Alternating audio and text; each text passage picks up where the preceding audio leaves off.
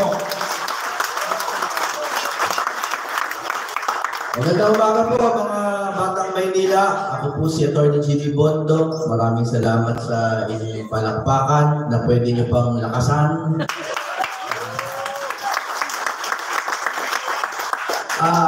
Alam niyo po yung napangasawa ko, nung hinikwento ko din sa likod kanina mga taga District 1. Yung napangasawa ko nung February 2 lang, taga District 1 yun sa Wanlu na yun. Kaklase ko yun sa law school kasi niligawan ako. Pinagbigyan ko na. Taga yan, gagalangin. Gagalangin. Kamusta naman po kayo? Kumakain pa ba kayo? 3 times a day? Kumusta po ang mga presyo ng bilihin sa Maynila? Mahal! Mahal ba? Oh. Kayo pabudol kayo Hindi. Ang PDP laban, wala na akong plastikan. Duterte yan. Kaya kung meron mga kontra kay Duterte, mahirapan kayo iboto kami. Ang PDP laban, Duterte. At ang Duterte po, may mga best of the Duterte principles. Ano ba naalala niyo po sa mga Duterte principles? Anti-corruption, anti-criminality, anti-drugs. Tatlo lang. Magtalo kayo tungkol sa ICC, magtalo kayo tungkol sa ekonomiya, tatlo lang yan. Anti-corruption, anti-criminality, anti-drugs. Napakasimple, di ba? Kami po, ang focus ko, kasi siyempre si Bato, anti-criminality yan. Anti-drugs, di ba? Kami po, marami sa amin abogado, anti-corruption, ang talagang tinututukan namin. Okay. Aaminin ko po sa inyo, nagbago ng konti ang plataforma ko. Tao lang naman ako. Noong una, yung anti-corruption, tinitingnan ko pa kung ano kaya yung magandang pwedeng gawing bureaucracia para sumpuin ng korupsyon.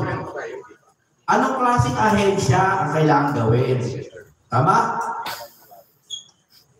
Pero nung nakita ko po yung 2025 budget, naliwanagan na ang buong bayan na ang ugat ng korupsyon ay ang budget. Wala na pong iba. Wala na pong ibang problema ang bayan na to kundi ang budget. Alam ko po, sasabihin nyo, hindi yung inflation problema natin. Budget. Hindi kasi yung mga confidential pa. Budget. Paano yung West Philippines? Budget. Biniwasan na ng 15 billion yung AFP modernization lang. Nasa gitna tayo ng gera, babawasan mo ang budget ng AFP modernization. Budget. Saan po nilagay yung budget? Alam niyo naman, di ba?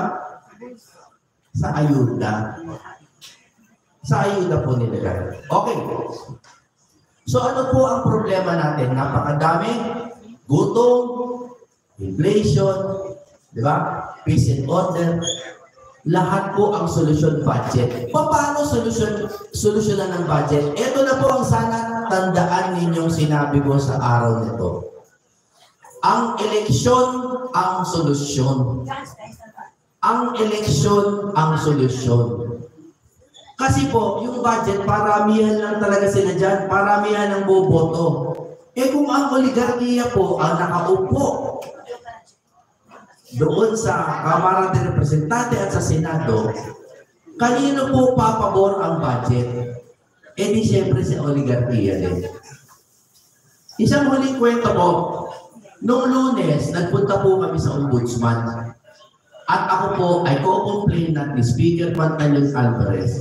Kami po ay naghain ng reklamo laban kay Speaker Martin Romualdez. Naghain po kami ng graft and corruption case at falsification of legislative documents. Diba? Nakakalito po ba? Nalilito ba kayo sa sinasabi ko? Baka ako boring Kasi technical nga. Kasi nga, from a legal point of view, ganun po tayo niloloko. Ano po ba nangyari sa 2025 budget? Sa madaling sabi, hindi dumaan sa tamang proseso ang budget natin. Sino po ba mga abogado dito? May mga abogado po ba? Kasi dun sa likod, may panyero kung nakilala eh. At sa lokal po, alam niyo naman po kung paano pinapasa ang budget. Ang problema po natin, yung budget na ginawa ngayon, puro blanco. Nabalitaan niyo ba yung mga blanco? Yes. Okay. May blanco at may nagpuno. Hinahanap natin kung sino yung nagpuno. At ayon po sa mga legal principles, ang nakikita lang po natin ang posibleng nagpuno niya ay yung mga nakaupo. Binago po nila yung mga merong budget, tinanggal nila, siniro nila, blanco, at sila ang naglagay. Ito po ang baka hindi nyo alam, ha? Bago po kayo antukin, dahil napaka-technical ng budget, pero kailangan ko po kayo kausapin ng diretsyo. Ano po ba yung mga dinagdag bawas nila? Anong mga departamento? Dalawa lang po yung main. Department of Agriculture, tsaka National Irrigation. Naunawaan niyo po ba yung implikasyon nito? Hindi po ako naghahanap ng palakpakan, ng sigawan, kahit boto, hindi po ako naghahanap. Naghahanap po ako ng tenga. Makikinig sa akin. Kahit hindi niyo ako boto, okay lang po. Pero marinig niyo, sana marinig niyo. Ang pinawasan at pinaglaruan ng budget, agriculture, irrigation, naririnig niyo po ba ako? Tapos mag-uusap tayo, bakit gutom ang Pilipino? Bakit wala nang magsasaka? Naririnig niyo po ba ako? Yes! 241 billion under our noses. In-insert, pinaglaruan, nilagay sa mga kung ano-anong peking makinarya, peking irigasyon. Nag-file ako ng kaso. Tapos sasabihin nila, suka kami. Wala daw kaming kayang gawin. Anong ginawa nyo? Wala pa kayong ginagawa. Ako, nag-file ng kaso sa ombudsman, maliit na tao, pwede akong barilin ng kung sino man dyan. Wala akong pakialam. At hindi po ako nagtatapang-tapangan. Ang sinasabi ko po ganito, puro tayo satsatin. Ayaw natin ng korupsyon. Pero walang nagpapail ng kaso. May ikukulong sa Kongreso. Uy, mali yan. Pag kinukulong sa Kongreso, wala naman nagpapail ng habeas corpus. Wala po tayong ginagawa. So kayo po, ano po ang dapat nyo gawin? Ang eleksyon ang solusyon. Maglagay po kayo ng PDP laban straight. Yeah! Straight. Sabi nila, kahit ang PDP laban daw para lang pinabili ng suka. Ano po ba yung suka? Di ba maasim? Maasim? Ano yung A sa asim? Abogado. Puro abogado kami. Atty. J.B. Hinlo, maaari ko ba kayong patayuin? J.B. Hinlo, abogado. Atty. Raul Lambino, abogado. Nung nasa eskwela ko, inaaral Lambino versus Comelec tungkol sa changing the Constitution. At kasama namin si Atty. Rodante Marcoleta, kilala nyo naman yun si Congressman Marcoleta, abogado yun, at si Atty. Vic Rodriguez. A, abogado. Ano yung S? Sa asin. S, sundalo. Si Pato. O ano yung I? Inspirasyon. Inspirasyon, inspirational leader. Sino yun? Ipe Salvador. Ipe.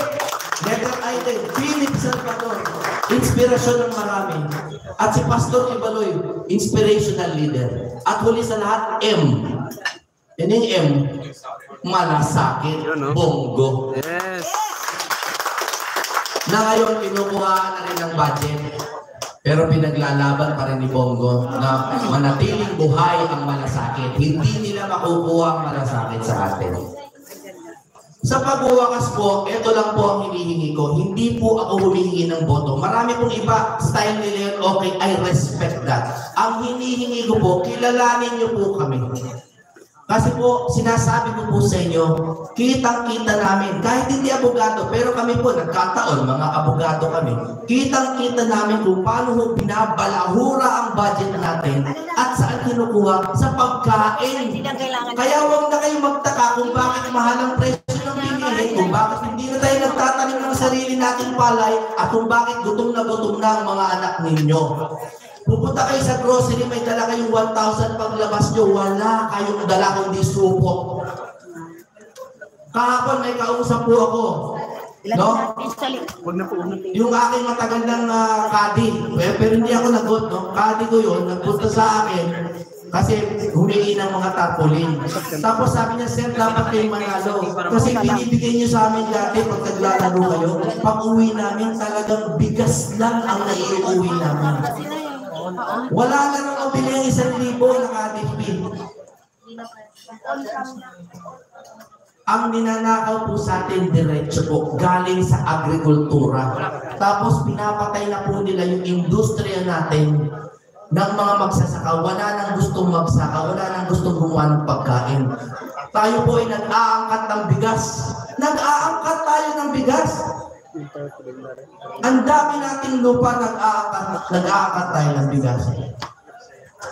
Sa huli ko pong mensahe, ito lang po ang sasabihin ko sa inyo. Ang PDP laban ay Duterte. Anti-crime, anti-drugs, pero higit sa lahat, anti-corruption. At ang solusyon sa korupsyon ay eleksyon. Maraming salamat po.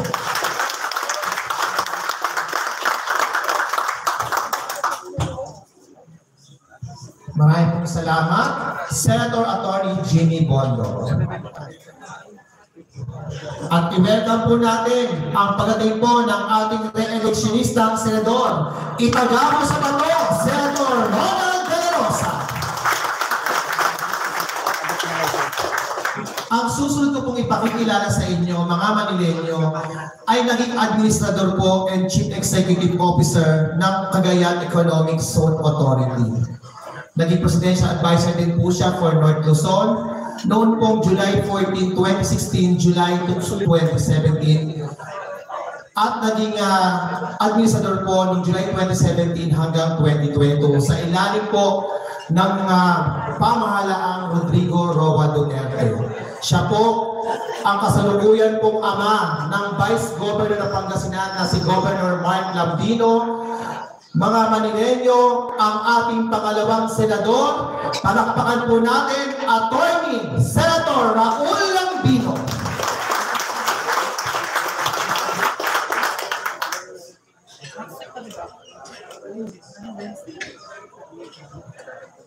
Magandang umaga po sa ating lahat. Kapwa Manileño. Sinabi ko Kapwa Manileño kasi po yung tatay ko, matagal po siyang nanirahan sa Maynila habang nagtatrabaho po siya sa Malacanang. Nanirahan po kami dyan sa San Marcelino. At sa dyan po, kuminsan doon sa Paco, sa may Cristobal Street. Yan. Di ba mayroong Philippine Refining Company na pabrika dyan sa may Paco nung araw? Natadaanan ko po yan. Pero doon po ako pinag-aral sa Pangasinan ng nanay ko. So, tatay ko, dinadala niya ako buwan-buwan para makita ko yung Manila. Sabi niya, para mamulat ka kung ano yung totoong buhay sa Pilipinas. Kaya po, natutuhan ko po yung Manila. Sa pinuno ng mga barangay sa Kamaynilan na narito po ngayon at yung mga wala, kami po ay nagpapasalamat po sa inyo sa pagkakataon na binigay po ninyo sa amin para makilala po ninyo ang Team Suka, Team Asim, Team Duterte PDP laban. Maraming salamat po. Gusto ko rin po batiin yung aking mga kababayan sa Northern Luzon. Aggapo, dita Ilocos Region, dita Region 1, Agingana, dita Region 2, Cagayan, Bali, Sabela, Nueva Vizcaya, Quirino, kaya dita Cordillera. Isa rin po akong Igorot. taga-Kalinga po ako. Sabi ko kasi, inadak po ako na Kalinga. May sakmer, kakapada yung naiguro, tapo. Na kayo ang kabagyak dita Cordillera. At syempre po, sa probinsya po ng Pangasinan, kung saan po yung aking anak ay kasalukuyang Vice Governor po. Pangatlong termino na po ng aking panganay na anak bilang Vice Governor. Kung papalarin po sa seleksyon ito, Masantos siya kaposan at singayoran Kamalayan at Kaluyagan ng Pangasinan. Yung aking mga kabalin din sa Pampanga at sa Tarlac, Maya Paaga, Kekongan, mga kabalin, marunong din po kasi ako magkapapal kasi po, matagal po akong abogado ni President Gloria Macapagal Arroyo. Malala niyo po, nung kinulong si President GMA noong 2010 hanggang 2016, ako lamang po yung humaharap na abogado, dinidepensahan ko siya sa lahat ng media, television, radio. Nainis na nga po sa akin ang Malacanang ngayon. Sabi nila hindi naman abogado yan silang Pino, doktor na yata, bakit niya alam yung sakit ni Gloria? Pero ganun po talaga yung abogado, marami pong dapat na malaman. Hindi lamang po yung pinag-aralan namin batas ang dapat mong pag-aralan, lahat po ng aspeto ng buhay. Para pagdating po sa argumento sa korte, masasabi mo kung ano yung tama. Patiin ko rin po yung aking mga kaibigan sa Bicol. Marayaga. Rainaga! Rayaga, yan. Maraming mga Bicolano rito. At yung mga kapwa nating Bisaya, yung Butak, sa Ginantanan. Yan. Doon sa Waray, Maupay. Maupay-ngaga. Maupay-aga. Sa mga Hiligay nun, ito si Atty. Ilonggo. Maupay-ngaga. Sa ating mga kaibigan sa Muslim, Assalamualaikum. Yan. Siyempre yung mga kapwa ko Espanyol. Diyan sa Zamboanga. Buen dia. Buenas mañanas. Yan. So magandang umaga po sa ating lahat, mga kababayan, mga minamahal na mga kapitan po ng barangay ng Maynila. Isa po ako, abogado, matagal po akong nagturo sa College of Law. Kaya sinabi ni Atty. Bondo kanina, yung aking kaso na sinampa sa Supreme Court, Lambino versus Connolly, ako po yung nagsampa niya. Kung paano baguhin ang saligang batas. Inargue po yan sa Supreme Court. Hindi po lahat ng abogado yung napagbibigyan o nagkakaroon ng tsansa na makapagdulog ng petisyon sa Supreme Court at ikaw ay tawagin para i-defensa mo ang iyong petisyon. Ilang beses ko pong ginawa po yan sa Supreme Court. Dito sa kaso Lambino versus Connolly, ito po yung pinakamakapal na kaso sa kasaysayan ng legal na usapin sa Pilipinas. Pinag-aaralan po yan ng lahat ng mga estudyante na kumukuha ng batas dito sa Pilipinas. Ako po yun. Pero ngayon, medyo retirado na po akong abogado sabihin ko. Kasi may dalawa na akong anak na abogada, may manugang akong abogada, at meron din akong manugang na abogado. So, 5 na kami na abogado sa pamilya, sila na lang ang magpatuloy ng law practice.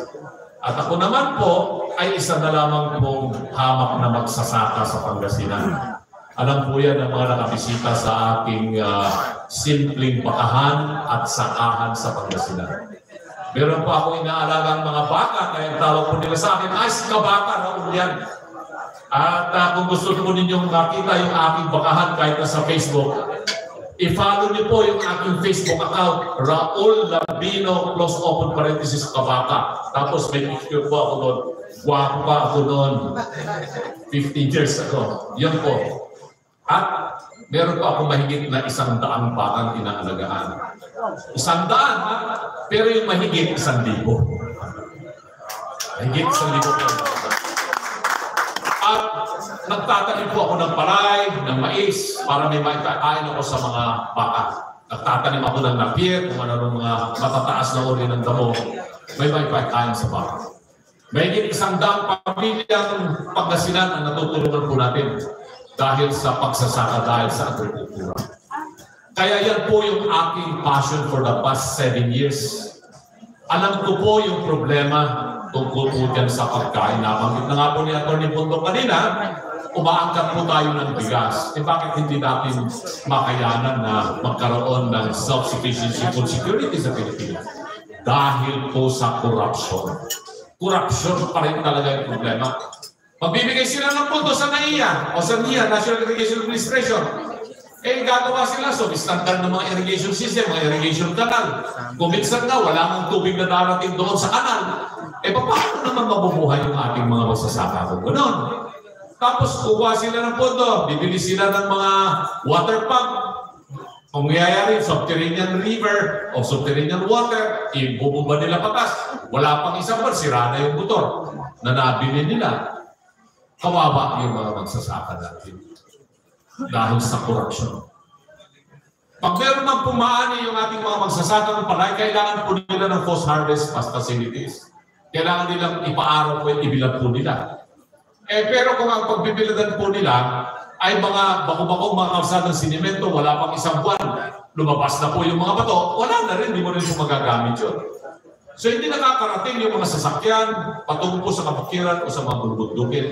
Mura po yung mga pagkain sa probinsya sa Nayon, pero hindi po nakakarating sa kamay nila ang karamihan o kaya sa merkado. Kaya mahal ang pagkain, kulang sa supply.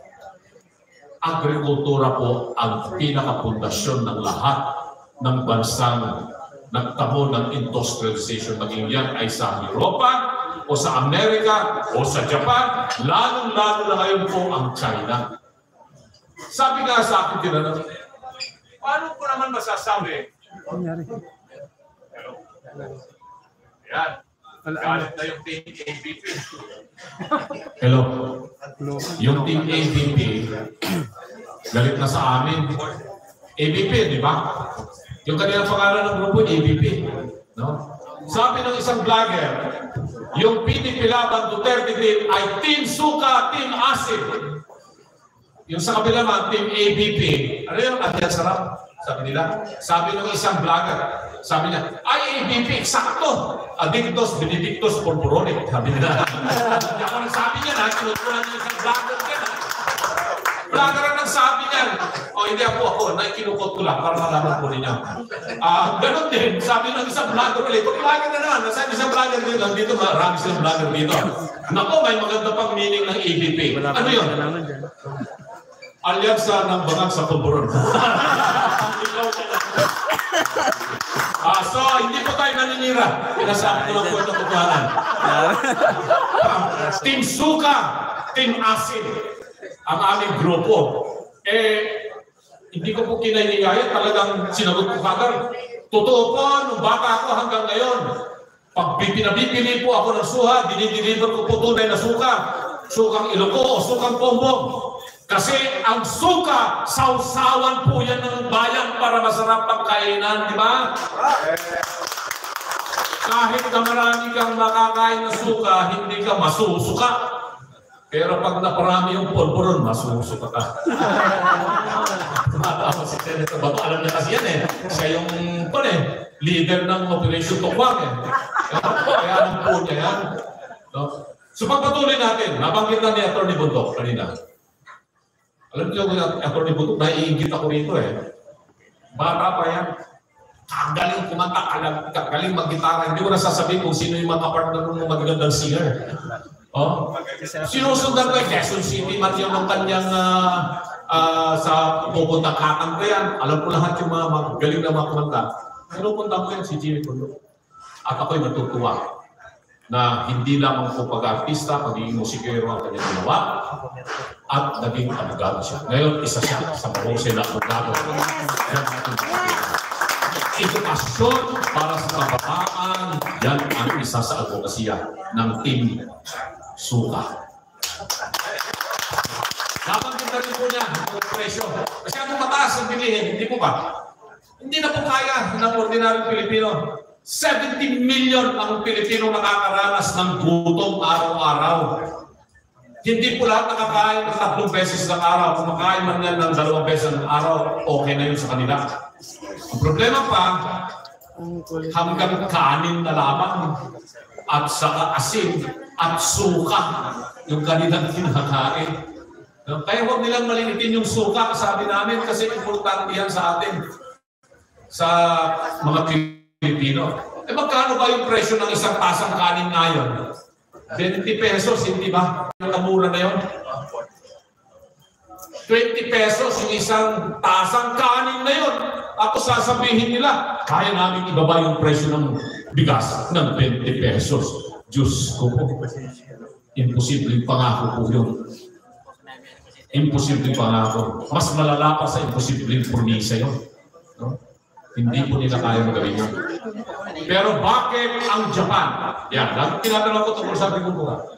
Paano kakayanin ng Pilipinas na magkaroon ng sapat na pagkain? Samantalang malawak na yung lupain natin pero maraming bulubundukin. Pag tinignan mo yung geological formation ng Pilipinas at saka Japan, halos pareho. Yung lawak ng land area natin, almost 300,000 square kilometers. Ganon din po ang Japan. Bulubundukin. Pero bakit ang Japan sapat ang pagkain? Halos doble yung population ng Japan kaysa sa atin. More than 200 million sila tayong mga nasa 110, 120 million. Sama mo yung overseas Filipino workers. Bakit kulang tayo sa pagkain? Dahil hindi inasikaso ng gobyerno ang agrikultura. Lagi na lamang po ang kanilang polisiya hanggang ngayon, mas malala pa ngayon. Importation, importation, importation. Baka lang pag-usapan natin, ilang porsyento ba ng karning baka ang ini-import natin para meron po tayong makain sa Pilipinas. 95% ng baka na kinakain at karning baka, beef, imported po yan. 5% lang po yung na-produce natin. Dairy, sabihin natin, yung gatas, 99% ng gatas, imported po yan, 1% lang yung na-produce ng Pilipinas. Manok, baboy, lahat po, pati isda, pati patis. Bumibili tayo sa Thailand ng patis. Ang masakit pa, pati asin. Hindi import na. Ibig sabihin nun, may problema ang polisiya sa agrikultura. Ano ang solusyon nito? Gayahin natin ang Japan. Kasi ang Japan, ang agrikultura nila, polisiya lang po ang ginagawa ng national government. At tinitignan nila yung mga local government units kung tama yung kanilang ginagawa.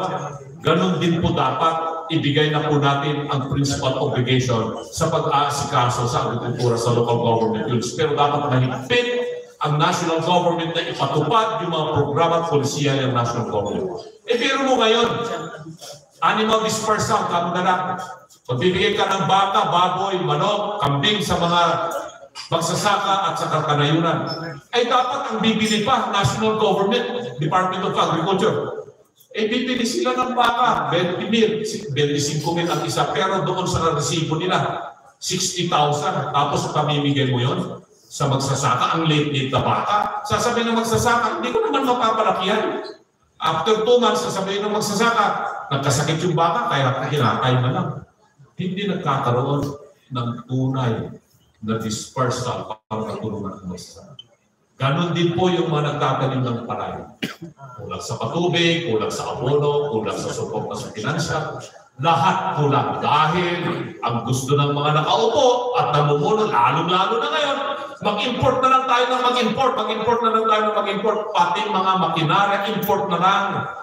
Dahil alam nyo na, kung may importation, magaling magkaroon ng mabintahan, may ahente, pag may ahente, may komisyon, at siyempre overprice yung mga binibili natin sa ibang bansa. Kakayanin pa ba natin magpatuloy tayo ng gano'n? Hindi po. Kaya ito pong Team Suka, Team Asim, andito po kami. Sinabi na ni Atty. Bondok kanina, yung abogado, sasabihin ko po sa inyo, yung agrikultura ang ating paunahing adhikain, yan din po ang isusulong ng PDP laban ng Team.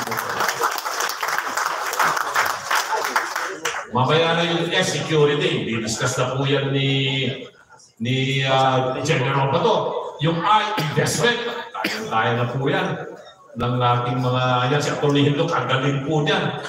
Nag-iisang Ilonggo, nag-iisang Bisaya na kasama sa Team Suka, Team Asim. So maraming mga Bisaya dito, hindi ba? Sino mga Bisaya dito? Ipasa ko na nyo. Yan.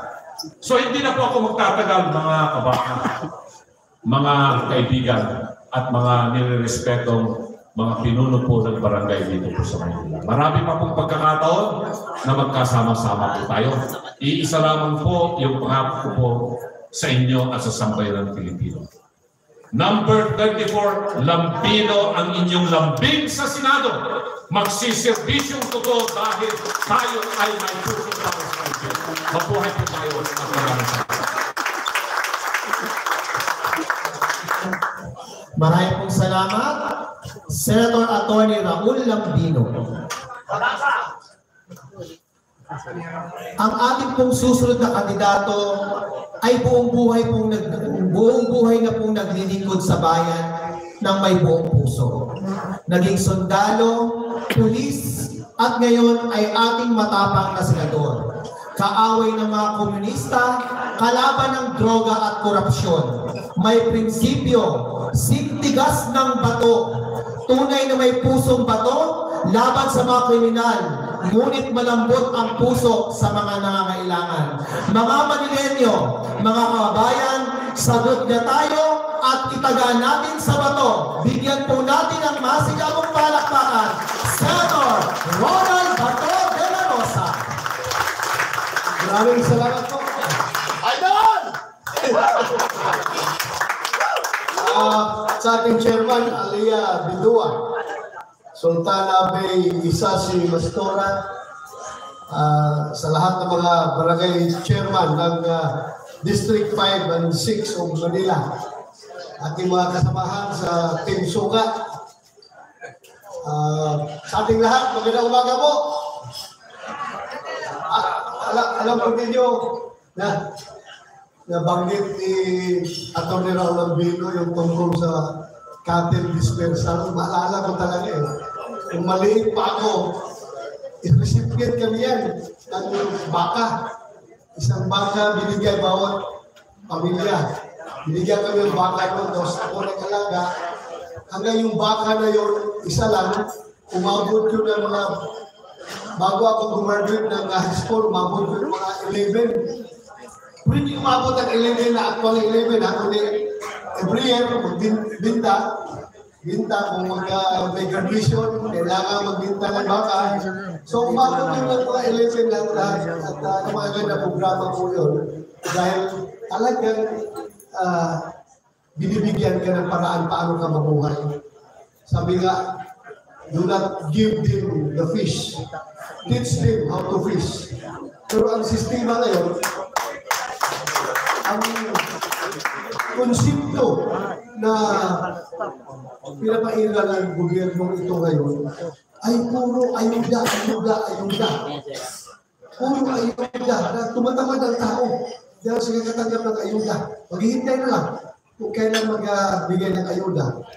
Instead, sana, kung yung pera niya, napakalaking halaga, kung gamitin yan para sa livelihood, no? Suportahan ka kayo ng cattle dispersal, suportahan yung mga mananagat, suportahan yung mga isda, suportahan yung mga magsasaka,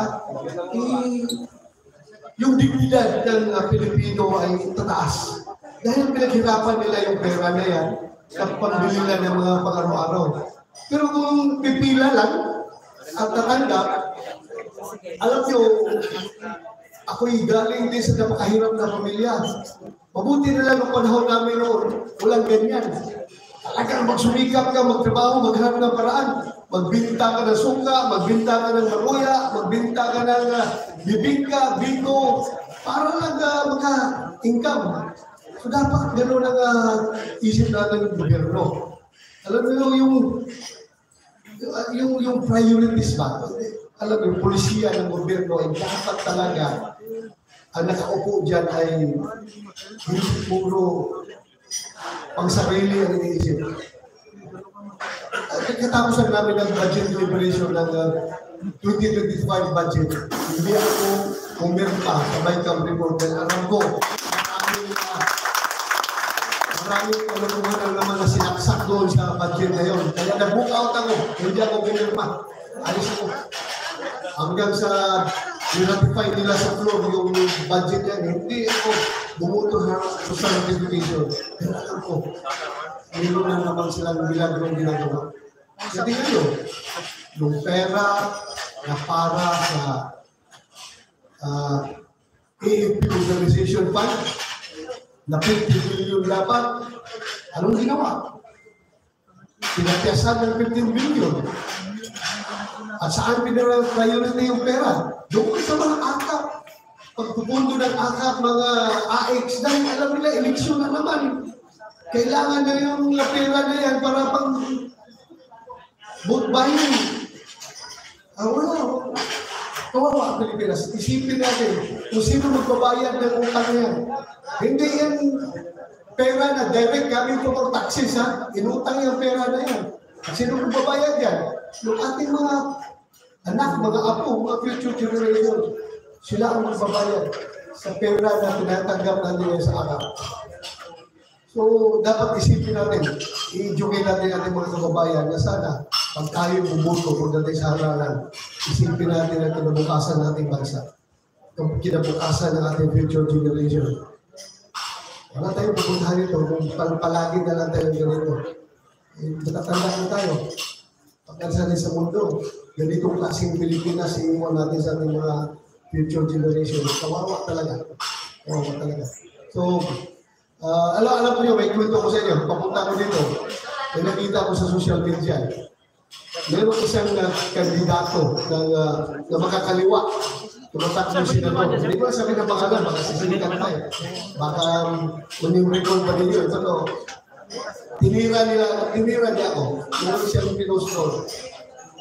Kasi nung nalaglag yung helicopter na sinakyan ko, nung 2 weeks ago, pagkutang ng bagyo, pag-uwi ng trapper na naghatid sa akin, nahulog, nalaglag, nag-crash ang nabisiya.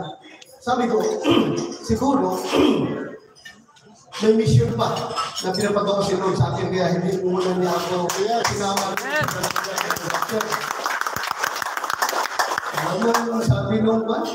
sabi nung mga kaliwa na kandidato pagka-senador, sigurado ka ba ito? Mission ni Lord yung ginagawa mo o consumption? Mission o consumption? Dahil sabi daw ng number 5 na commandment, sa 10 commandments ni God, thou shalt not kill. At marami daw namatay doon sa ating pagkain. Sabi niya, hindi yan mission, consumption yan. Huwag mo gamitin si Lord. Sinagot ko, hindi ko nakatiis. Sinagot ko. Alam po ninyo, ma'am, sabi ko, alam po ninyo, kung ako'y makabalik sa Senado, siguruhin ko na talagang tama ka, consumption ako, ninyong mga komunista.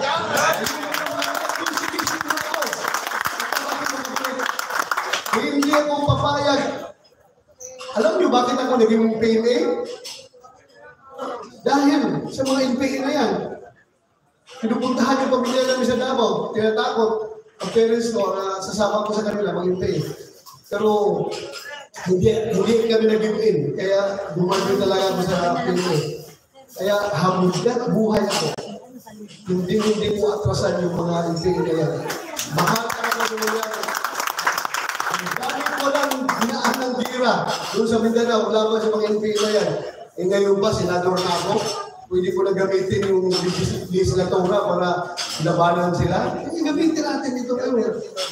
Kaya sabi ko, ma'am, bakit tamaan ka ng kidlat dyan sa sinasabi?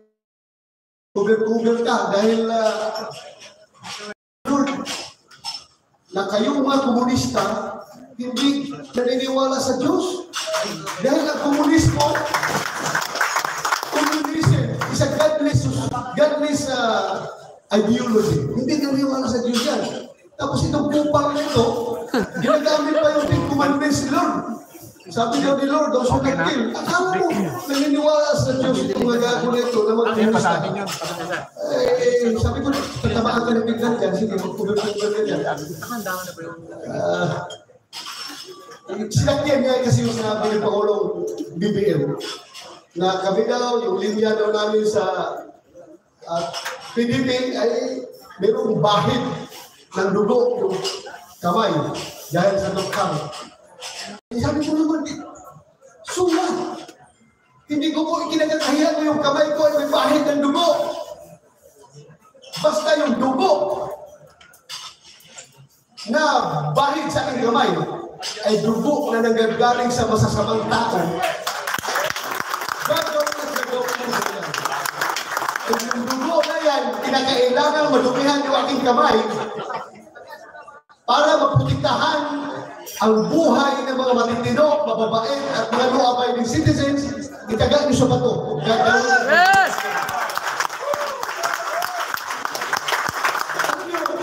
Nakakalungkot po ang nangyayari ngayon. Tingnan ninyo, everyday sa social media, makita ninyo, very proud itong mga adik. Binablog pa nila yung kailang pagkagamit na shabu. Nakita ninyo? Yes! Kahit saan nagkakalat, gumagamit na shabu. Ang yabang nila, pinagayabang nila to the whole world na gumagamit sila ng shabu. Biktima ka lang kasi ano sila. napakasamang implikasyon ito? Itong mga tao na ito, akala nila, yung paggagamit ng shabu ngayon ay yan na ang sinasabi natin, new normal. Normal na yan, parang legal na ang paggamit ng shabu. Very proud sila ipakita sa buong mundo na sila gumagamit ng shabu. Anong pinakamasama na mangyayari dito? Wala kayong control sa internet. Ang mga bata na nag-i-scroll down sa internet, nakikita nila yan. Ano ngayon ang may tatanim sa utak ng kabataan? Uy, sikat pala ngayon kapag gumagamit ka na shabu. Kumikita ka pa, may content ka, content creator ka, yumayaman ka dahil maraming views. Kumikita ka. At inisipin ng mga bata, natural lang yan, normal lang yan. So ano magiging kinabukasan ng Pilipinas? Subscribe ko po si Olson. Wala na. Lugmok tayo dito sa problema natin sa illegal drugs. I don't know kung saan tayo pupunta dito. 659. Bakit? Ganun, ano nangyari? Unsubscribe niyo po si Roy TV. I did not elaborate. Pero lahat ng pulis na makausap ko, sabi ng pulis, sir, hindi kami pahiruhin mo ngayon, sir. Dahil buntot mo, hila ko. Pag kami magka-problema, wala kaming backup na klaro kung sino ang tutulong sa amin. Kaya sige lang, kung ano mangyari. Alam mo, nagtahimik na natin mga kapulisan, pero masama din yung nangyayari. Masama na. Pero sige lang. Kaya ako'y nakikiusap sa inyo na sana kung ako makabalik, talaga siguraduhin ko na ibalik ko yung pag-file ng aking proposed motion, yung pagbabalik ng death penalty sa mga high-level. Itong buong team namin ay tulungan ninyong makalusot. Sigurado ako, susuportahan nila ako na mapalusot na itong batas na ito. Bakit ako insisting dito? Dahil kahit na very controversial ito. Controversial in the sense na maraming gulong. Alam mo na, ayaw nila ng death penalty dahil daw ang nabibitay daw ay yung mga mahirap lamang. Kalukuhan yan. Very clear itong batas na ito. Death penalty for high-level drug traffickers. Hindi po kasama dito yung street level ng mga puso. Yung mga maliliit na puso sa kalsada, hindi ka kasama dito. Yung malalaki lang na drug traffickers. Dahil personal experience ko po. Nung ako'y Director General sa Bureau of Correction, kinausap ko yung mga konbiktadong Chinese drug lord. At alam yung sabi nila, alam ba ninyo, sir, kung bakit kami insisting mag-traffic ng drugs dito sa Pilipinas at hindi doon sa ibang bansa like China, Malaysia, Indonesia o Singapore? Dahil kung doon kami mag-traffic, kahit na malaki ang market doon kami mag-traffic, siguradong bitay kami doon. Samantalang dito sa Pilipinas, wala kayong death penalty. Kahit na mahuli kami, makulong kami, makonbikto kami, tuloy pa rin yung papatakbo namin sa aming drug business sa labas ng Pilipinas. Tuloy pa rin dahil hindi na kami takot na mahuli dahil nakakulungan kami. Hindi na kami takot na makasuhan dahil konbiktado na kami. O diktado pa kami dito sa loob. So ganun po, whereas kung pinagbibigay na natin yung mga botang ng mga drug lord na yan, sino pa magpapatuloy sa kanilang drug business sa labas? Kung pinatay na natin yan, wala na. At itong batas na ito, yung batas na ito, ay magiging deterrent ito sa mga drug traffickers. Iiwasan nila ang Pilipinas pag magkakaroon tayo ng vigilante. Iiwasan nila mag-traffic ng drugs dito. Kasi wala tayong vigilante, libre-libre sila. So yun lang po ako ang aking makiusap sa inyo. Sana, Lobat lang ito. Lobat. Hindi na rin na. Kanina tayo nag-lobat.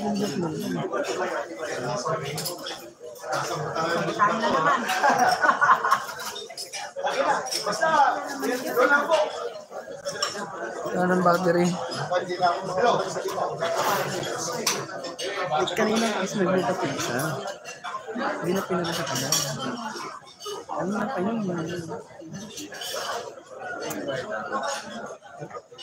Lobat lang yan, lobat. Kanina pa yun.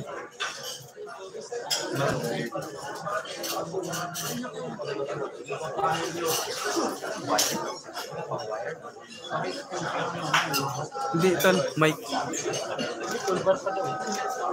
Mike. Kanina pa kasi naglupat yung isa. Dapat may problem yung di ba nag-bluetooth ka na? Basta, maraming salamat ha.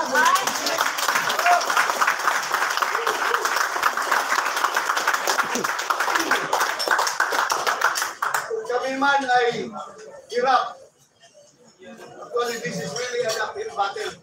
Kasi kami yung posisyon, yung ibang mga local government units, at least kayo, mga barangay kapitan ng Maynila, may bayag kayo.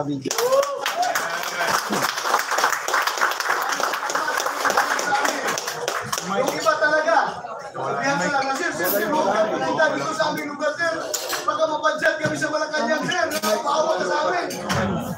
Yung iba, pero yung iba mga local government na takot. Ayaw namin, sir, na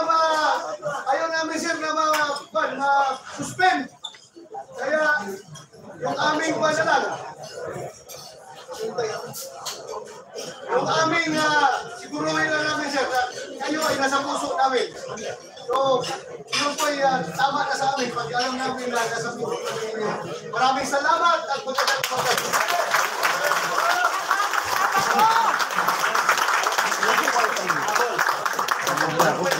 Net penalty, ha?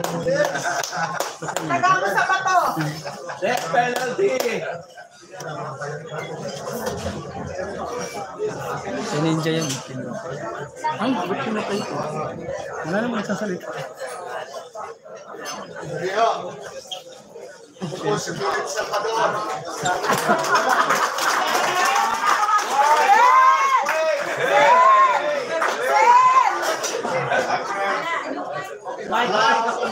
Wala ho akong mikropono, pero meron pa ho ako natitirang boses. Paniwinig, di ba ako dyan sa likuran?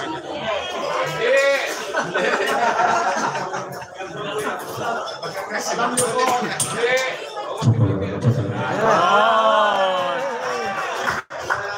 may bonus ka sa akin, mga. Barangay 670. Tama ba? Zone 72. District 5 and 6. Tama po ba? O District 5? District 5. Maynila. Alam niyo naman po siguro na madalas magkasunog sa Maynila. Alam niyo rin naman po siguro na kasama ko tuwing may nasusunugan ay walang iba kundi si Mr. Malasaki, Senador Bongo. Gusto ko lamang pong ipaalam sa inyo na itong team namin mula kay Atty. J.D. Hillo, representante ng Western Visayas, nag-iisang Ilonggo namin, ang kabaka, ang magbabaka, Ilocano, Atty. Raul Mambino, At ang pinakabata sa amin, na abogado na rin ngayon, ako ni Jimmy Bondok. Huwag niyong kalimutan si Pastor Apollo Kibuloy. Huwag niyong kalimutan si Atty. Vic Rodriguez. Huwag niyong kalimutan ang napakatapang na kongresista na magiging senador na rin, Rodante Marcolita. At siyempre, ang ating nire-respetong senador, re-electionist, itaganyo sa bato, ipaglalaban kayo, Senator Bato de la Rosa. At parating na po ang aking best friend ngayon, si Mr. Malasakit, nagtanging vision magservisyo, Senator Bongo. Kami po ang team na makikita nyo, may eleksyon o wala. Kami po ang team na maaabot nyo, may eleksyon o wala. Kami po ang team na mayayakap nyo, mayakakamayan nyo, mararamdaman nyo, may eleksyon o wala.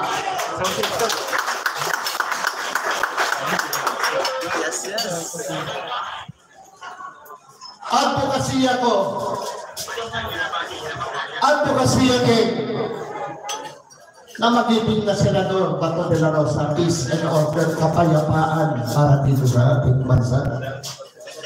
Gusto ko po ibalik yung naiwanang laban ng ating former President Rodrigo Roa Duterte. Labanan ng korupsyon, kriminalidad, at ang salot na droga. Hanggat may korupsyon, hindi mawawala ang criminality, hindi mawawala ang droga, lalong maghihirap ang mga Pilipino. Yan po ba gusto niyong magtuloy-tuloy? Yes! Tinatanong ko ang mga barangay chairman, barangay captain, yan po ba ang paghihirap ng mga Pilipino ay gusto niyong magtuloy-tuloy? Yes! O gusto niyong mabago? Yes, mabago! Ano po ang inyong masinyong mga puso? Kami po ang team suka. PDP laban. Pero kami po yung team na maaasahan nyo. Hindi ho yung pupulagin kayo sa ayuda. Punyetang ayuda yan. Ginagawang tamad ng mga Pilipino. Walang tamad ng Pilipino. Huwag nilang pilin ang dignidad ng mga mahihirap. Hirap na nga. Ginagawa pa nilang muwang. Mga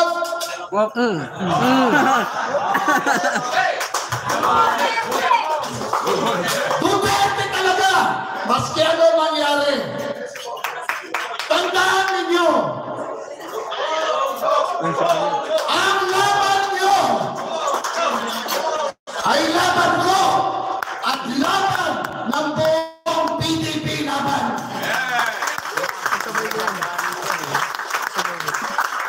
Dumating na ho yung best friend ko.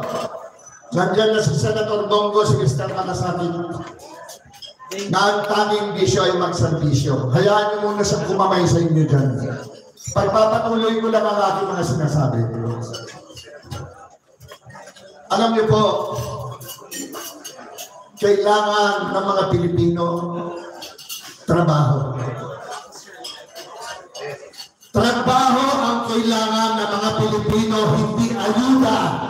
Dahil yung mga pinag-aaral nyo, mga anak nyo, pagkakita na puro ayuda ang nakikita nakukuha nila, yan pala pinagmamatrikula ko.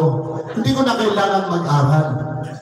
hihintayin ko na lang yung ayuda. Gusto niyo bang mangyari sa mga anak niyo? Hindi.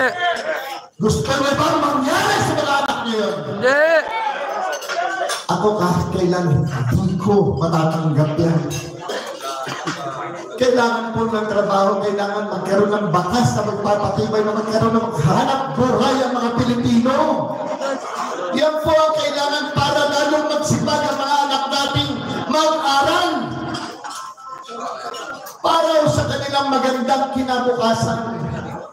Iba pa rin yung nakikita nila kanilang mga magulang na nagtatrabaho. Tinitingala nila. Nagpapakamatay ang ating mga magulang para lang makatapos kami. Yan po'y importante sa akin. At isa pang importante sa akin na hindi ko kailanman pababayaan ang mga senior citizens ng ating bansa. Actually, ako sila nagsabi sa akin, Philip, tumakbo kang senador, tulungan mo kami. Sabi nila sa akin. At kung manalo ka, huwag mo naman kaming pabayaan kasi nakalimutan na kami. Yun ho ay suntok sa puso ko. Hindi ko kaya tanggapin yan. Ang mga senior citizens ay hindi pinababayaan. Dapat po lalong inaaruga ang mga yan. Yes. Alam ko, meron kayong mga senior citizens na inaalagaan sa inyong mga tahanan. Alam ko yan. Alam ko. Iginagapan yung maiihahon sa kahirapan ng inyong mga pamilya. Alam ko na nagdurugo din ang mga puso nyo. Alam namin lahat yan. Alam ng PDP laban yan. Ngayon po, ewan ko kung narinig nyo, sabi niya gagawin niyang 20 pesos ang 1 kilong bigas. Meron na ho ba kayong nabiling 20 pesos na isang kilong bigas? Isang cup. Baka 20 pesos isang cup. Yes. Baka rin. Tatlong 20. 60 pesos. Ito, isang cup. Ayan na. 20 pesos. Oh, hindi. 25 yan. Ano po ang gusto natin mangyari? Kayo po ba'y naniniwala sa mga sinasabi nung sa kabila? Hindi. Kayo po ba'y naniniwala sa mga sinasabi ng inyong mga kaharap ngayon? Yes. Ano ho ang nasa puso ninyo? Yung kabila, hindi namin kayo pipigilan. Pero sinisiguro ko sa inyo, magsisisi kayo. Yes.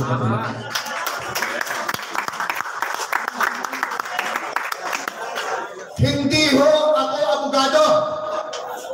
Hindi ako doktor, hindi ako engineer, ako isang artista lang. Pero ako yung artistang magiging epektibo sa Senado, makapaglingkod sa mga Pilipino. Ako po si Kevin Salvador, kandidatong senador under PDP laban.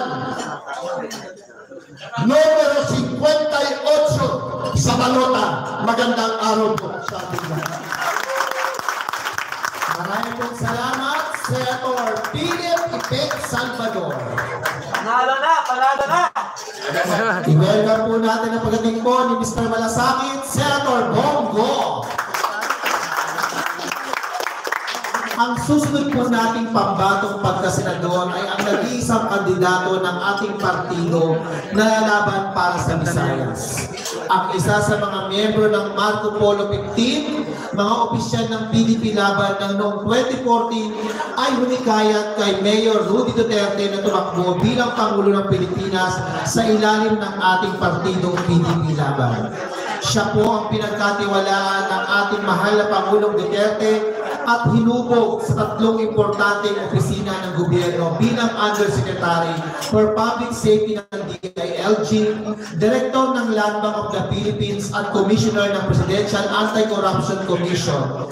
Mga kababayan, mga kapartido, ang pambato ng Bisaya sa Senado, ang maagang himno sa maduming paggobyerno, aking pong ipinakikilala sa inyo ang ating susunod na senador ng Pilipinas. Walang iba, mga Manileño, Senator Attorney J.B. Hillo. Salamat po.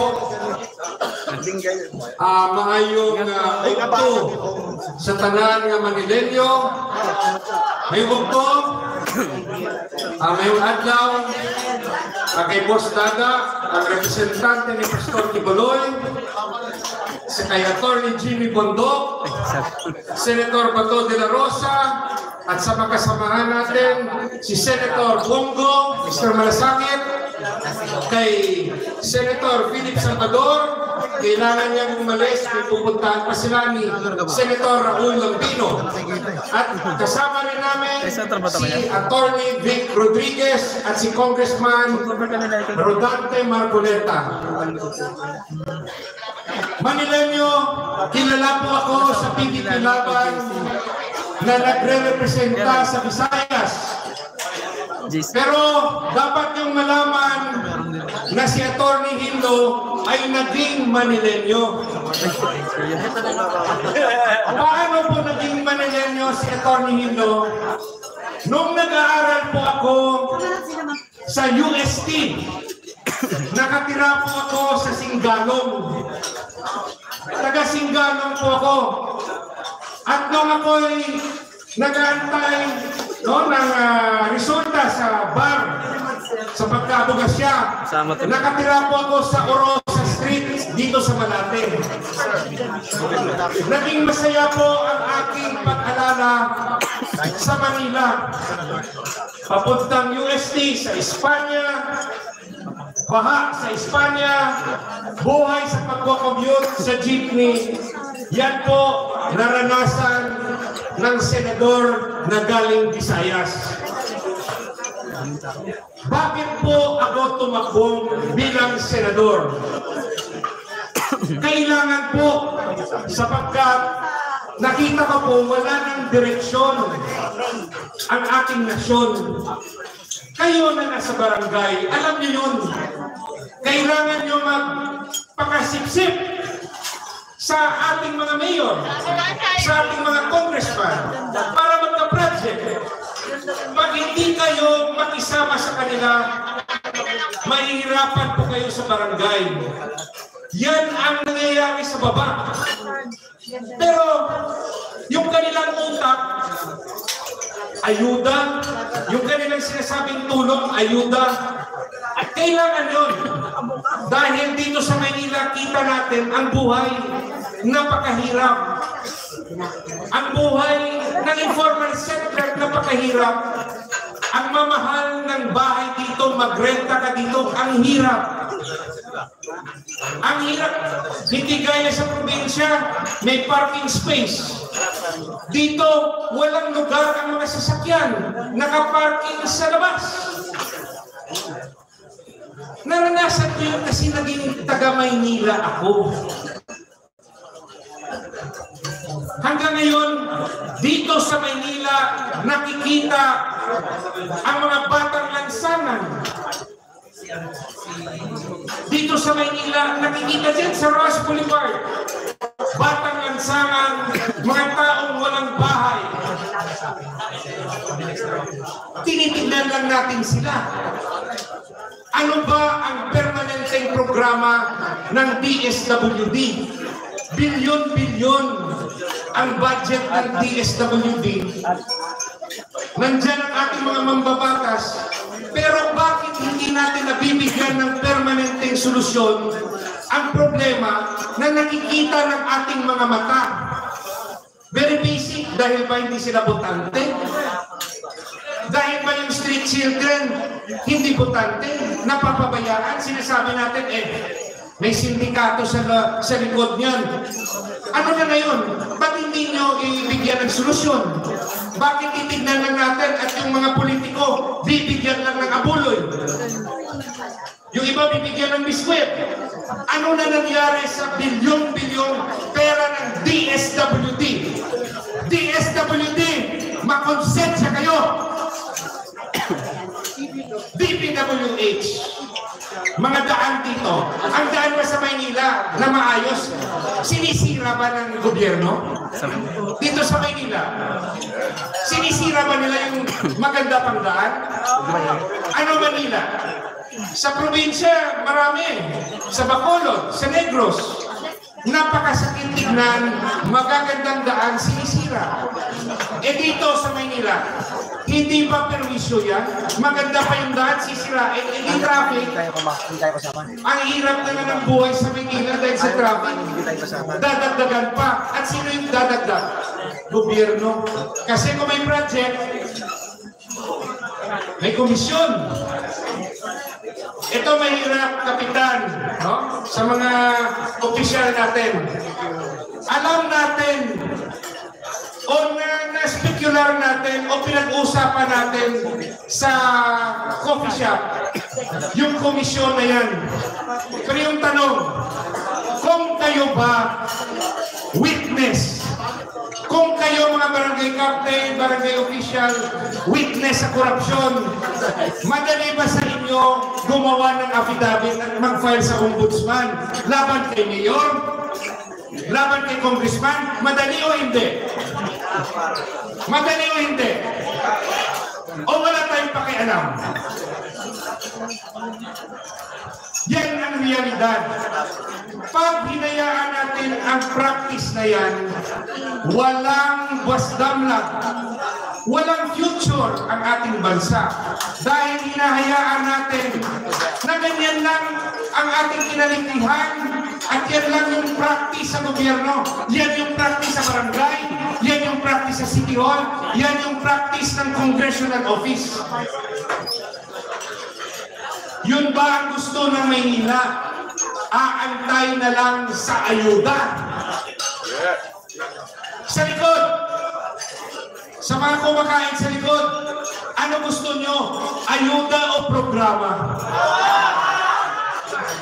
Ayuda o programa? Narinig ko, ayuda raw eh.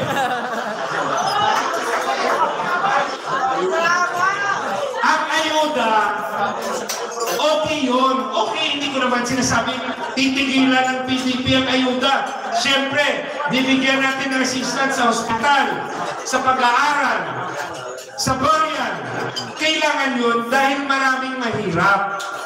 Pero yung hahanapin natin, programa para magkaroon ng permanenteng solusyon sa kahirapan.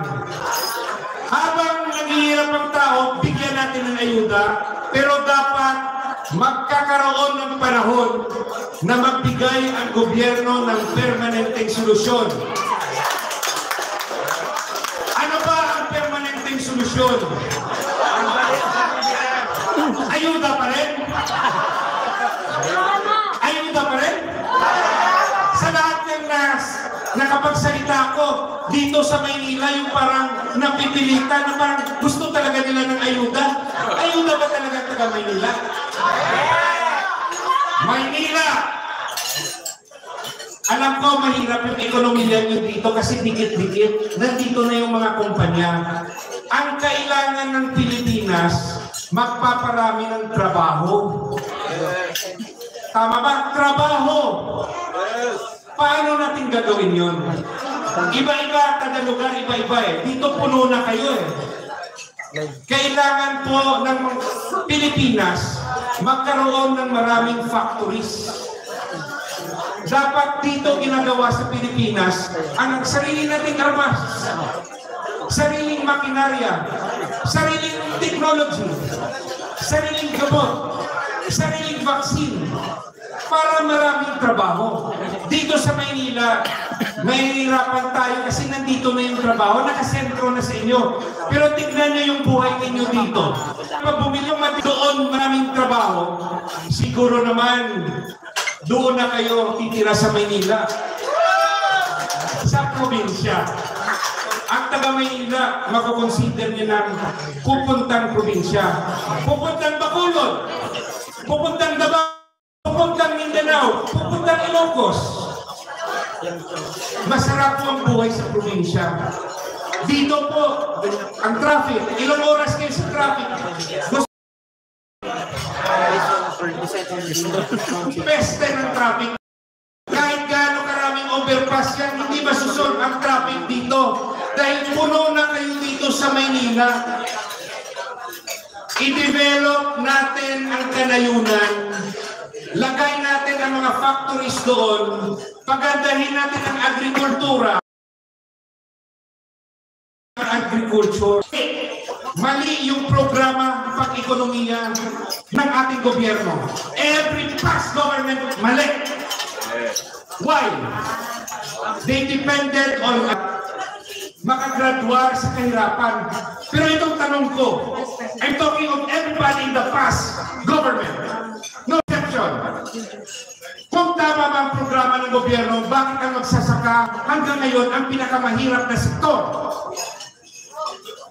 Sabi ng gobyerno, kooperatiba ang solusyon. Naging direktor ako ng Land Bank, nakita ko yung datos.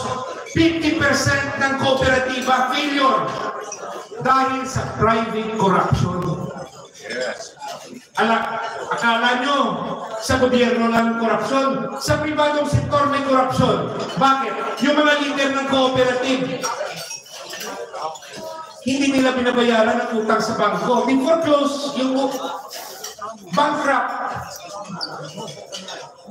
Pilipinas, dadalhin ni Atty. Hinlo ang permanenteng solusyon at hihingi ako ng tulong sa mga kasamahan ko sa PDP Laban. Sa agrikultura, ang solusyon, state-managed farming, state-managed fishing.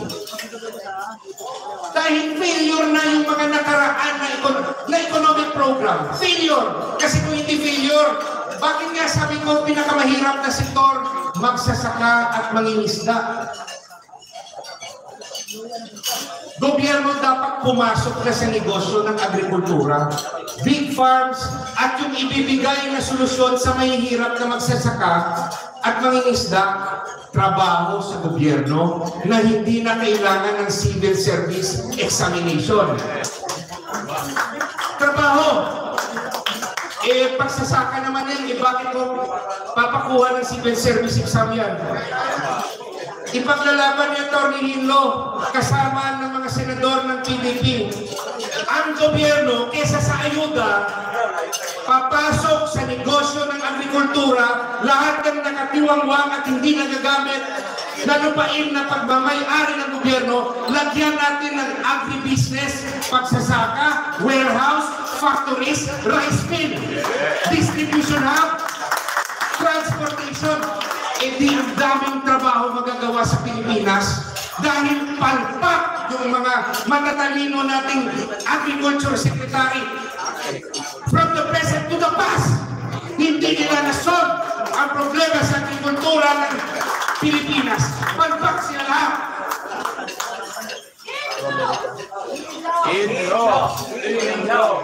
Kilala rin nila ngayon ang Manileño na si Atty. Hinlo? Kanina hindi nyo kilala, di ba? Taga Singalong, taga Maria Orosa. Taga dito ako dati. Manileño! Ang kasama nyo na si Atty. Jesus Villanueva Hinlo Jr. Naging tubong Maynila rin. Dito rin ako, malaking parte ng aking buhay dito sa Maynila. Alam nyo ba dati, pag may nakita kong, pasensya na sa asawa ko pag nakakita ko nung nasa UST ako, magaganda yung mga taga-UST. Magaganda. Kaso wala akong kotse. Wala akong sasakyan. Namatay yung tatay ko, bata pa lang ako Sumasakay lang ako sa jeep. So hindi ako makapangligaw kasi yung baon ko parang 20 pesos lang araw-araw Sabi ng nanay ko, in-offer yung De La Salle. Sabi ko wala tayong pera, UST tayo. Alam ko yung buhay na mahirap. Yung nagko-commute araw-araw. Naalala ko pa noon pag bumabagyo, baha sa UST sa Espanya. Dala-dala ko pa yung sapatos ko. Habang nagko-commute, ramdam ko po ang buhay Maynila. Ngayon Maynila, kilala nyo na ba ang ka-Maynila nyo, Atty. J.P. Himlok? Salamat, Maynila.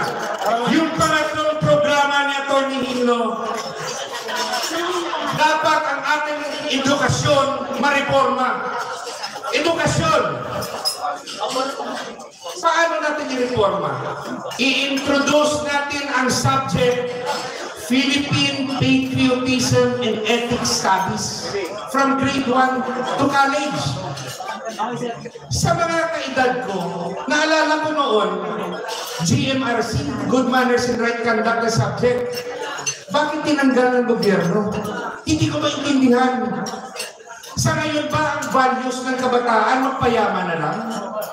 Yan ba ang success ng Manilenyo?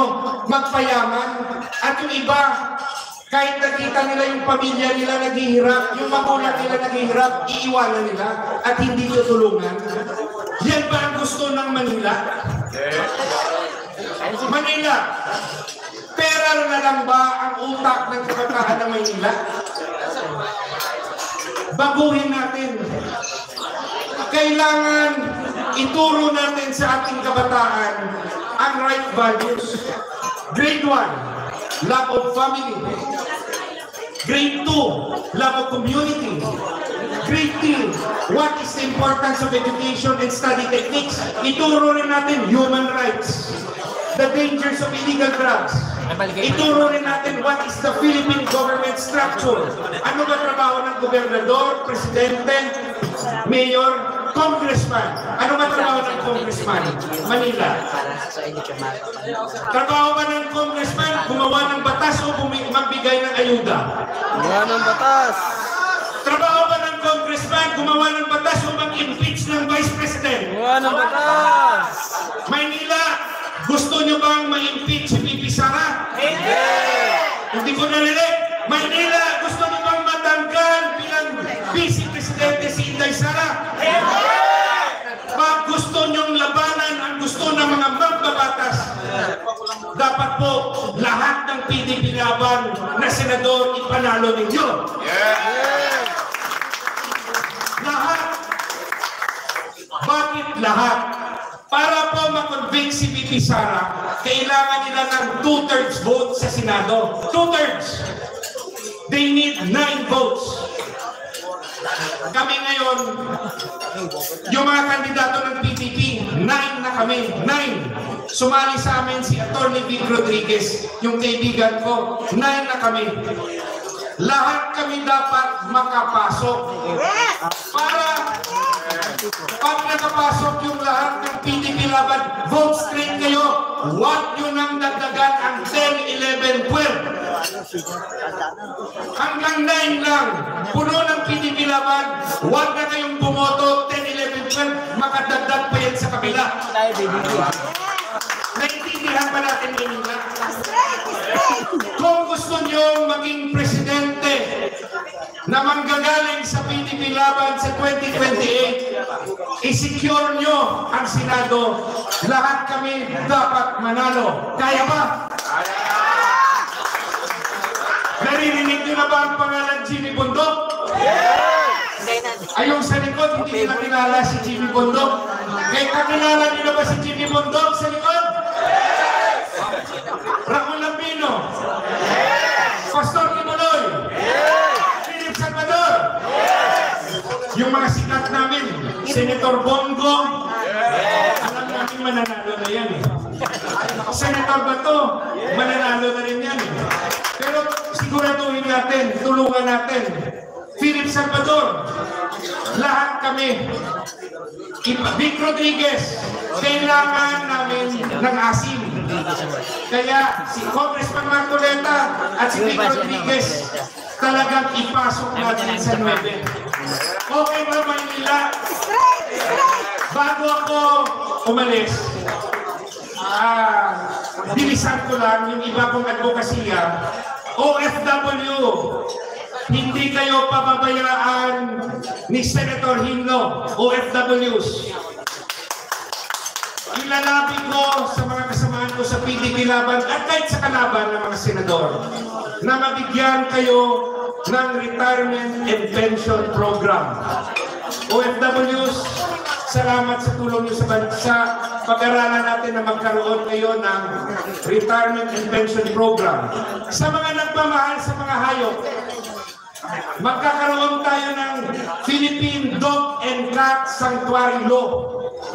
Dapat yung mga stray dogs and cat alagaan ng LGUs, lagyan ng bakuna, gamutin, pakainin, at huwag patayin. Iano lang, ikakapon para hindi na makapanganak. Para yan sa mga animal welfare na tayo nagmamahal sa ating hayupan. DPWH, maghanda kayo. Babantayan ng PDP laban yung inyong gawain na magandang kalsada sinisira ninyo. Mag-usap ulit tayo, aayusin natin. Hindi kami kalaban, kakampi kami ng Pilipinas. Pag-usapan natin nga kung paano natin gastusin ang pondo ng DPWH na hindi mawi-waste. Hindi yung gastusan tayo ng gastos, walang plano. DSWD, humanda kayo. Si Atty. Hinlo at hingi ako ng tulong sa mga kapwa ko senador. Bibigyan natin ng permanenteng solusyon ang street children at yung mga street dwellers, yung mga hindi nakakaboto pero nakakasama ng damdamin na kaya natin magpayaman. Pero yung nandyan sa labas ng kotse natin, dinadaan-daanan lang natin, wala tayong magawa, wala tayong ginagawa. DSWD, mahiya naman kayo. Gawan nyo ng permanenteng solusyon yan. Kahit hindi sila botante. Maynila, nagpapasalamat po sa imbitasyon ninyo. Kayong mga opisyal ng Maynila, ang nag-iisang senador ng Visayas na dati naging taga Maynila, hindi nakapag-asawa ng Manileña dahil walang pera noon. Wala akong kotse eh. May hirap ng ligaw noon. Yung mga nakaka-girlfriend, yung may mga kotse. No? Kasi mag-date kayo eh, sasakay lang kayo sa jeep. Maynila, kaibigan niyo po ako. Tutulungan ko po ang mga advokasya ng ating mga kasamahan. Magkaisa po ang PDP laban at Team Duterte. Magkakaroon po tayo ng 9 senators galing PDP laban. Salamat po! Salamat, Maynila. Maraming salamat, Senator Atty. J.B. Hinlo.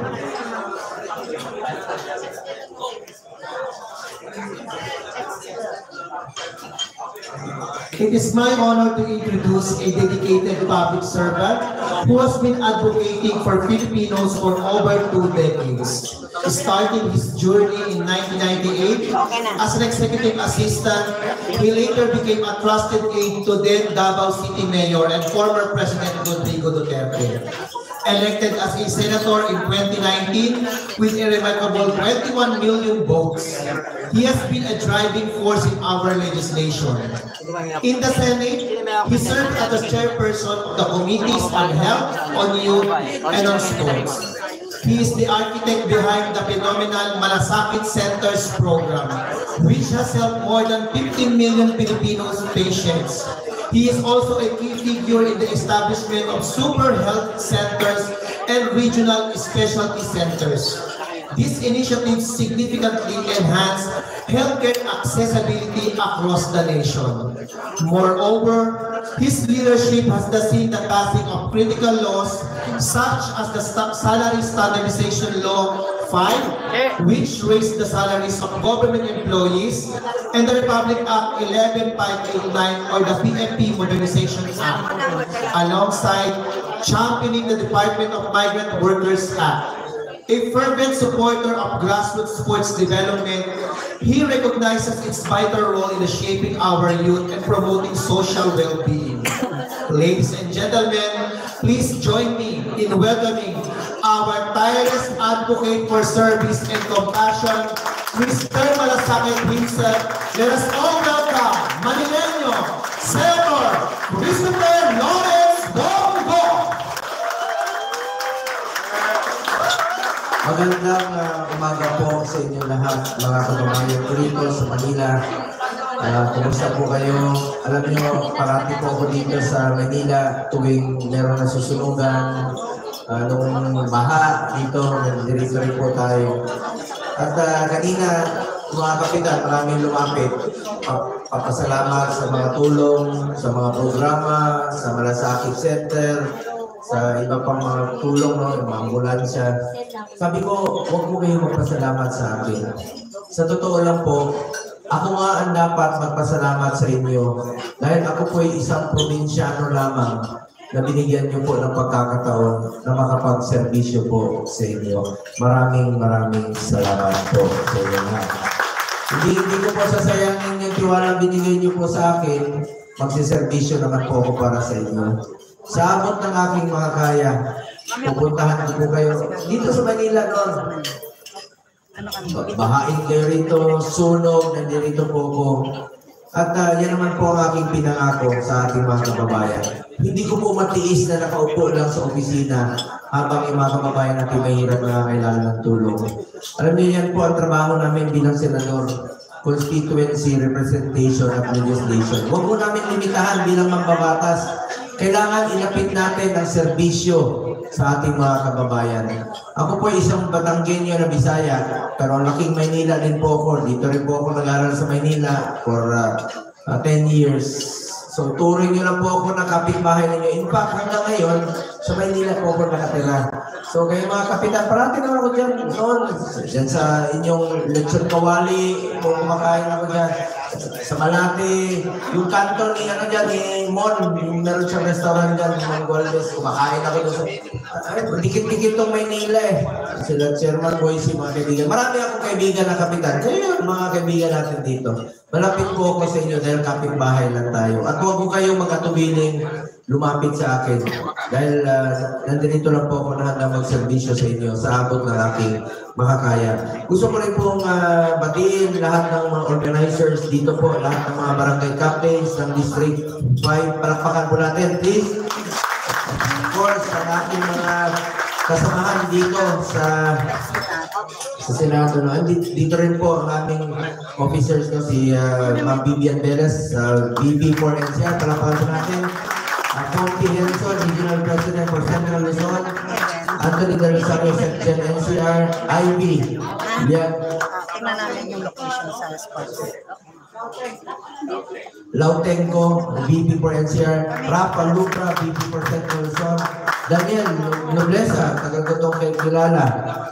PDP Manila Council. Franny, ma'am, ating PDP Manila Council. Noon pa ito hanggang ngayon, mga loyalista talaga ito. Palakpakan ko natin sila. Gano'n ito, bata pa ako.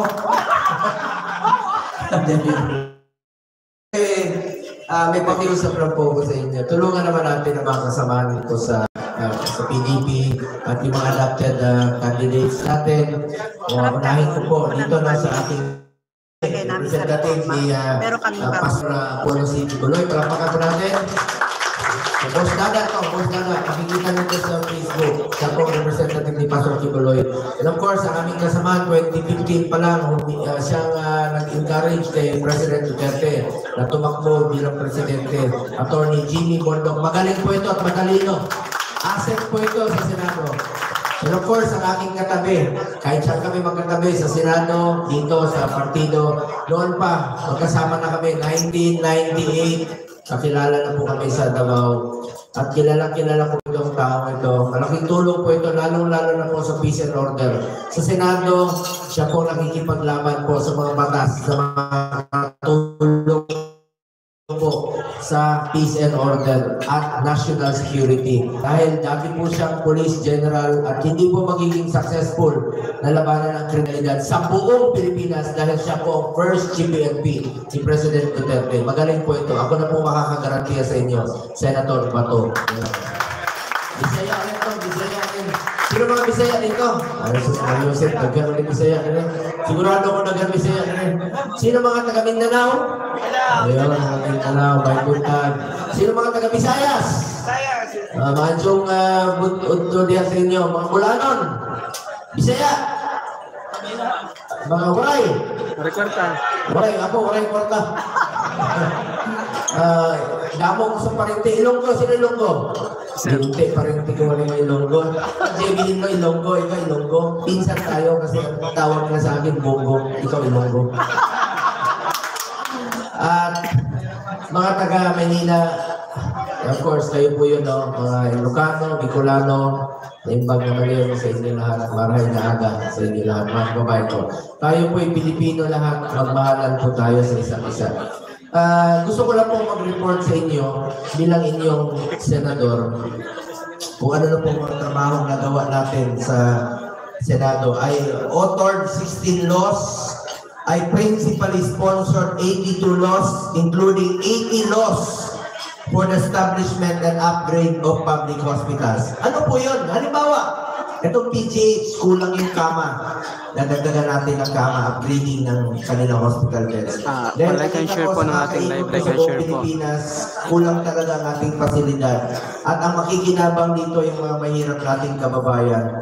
At ngayon, isa rin po kami sa author at co-sponsor ng Giro Fire Modernization. Kami ni Senator Bato para sa ating mga bumbero. At ako po isa sa una na nagsulong ng Department of Migrant Workers para po ito sa mga OFWs natin.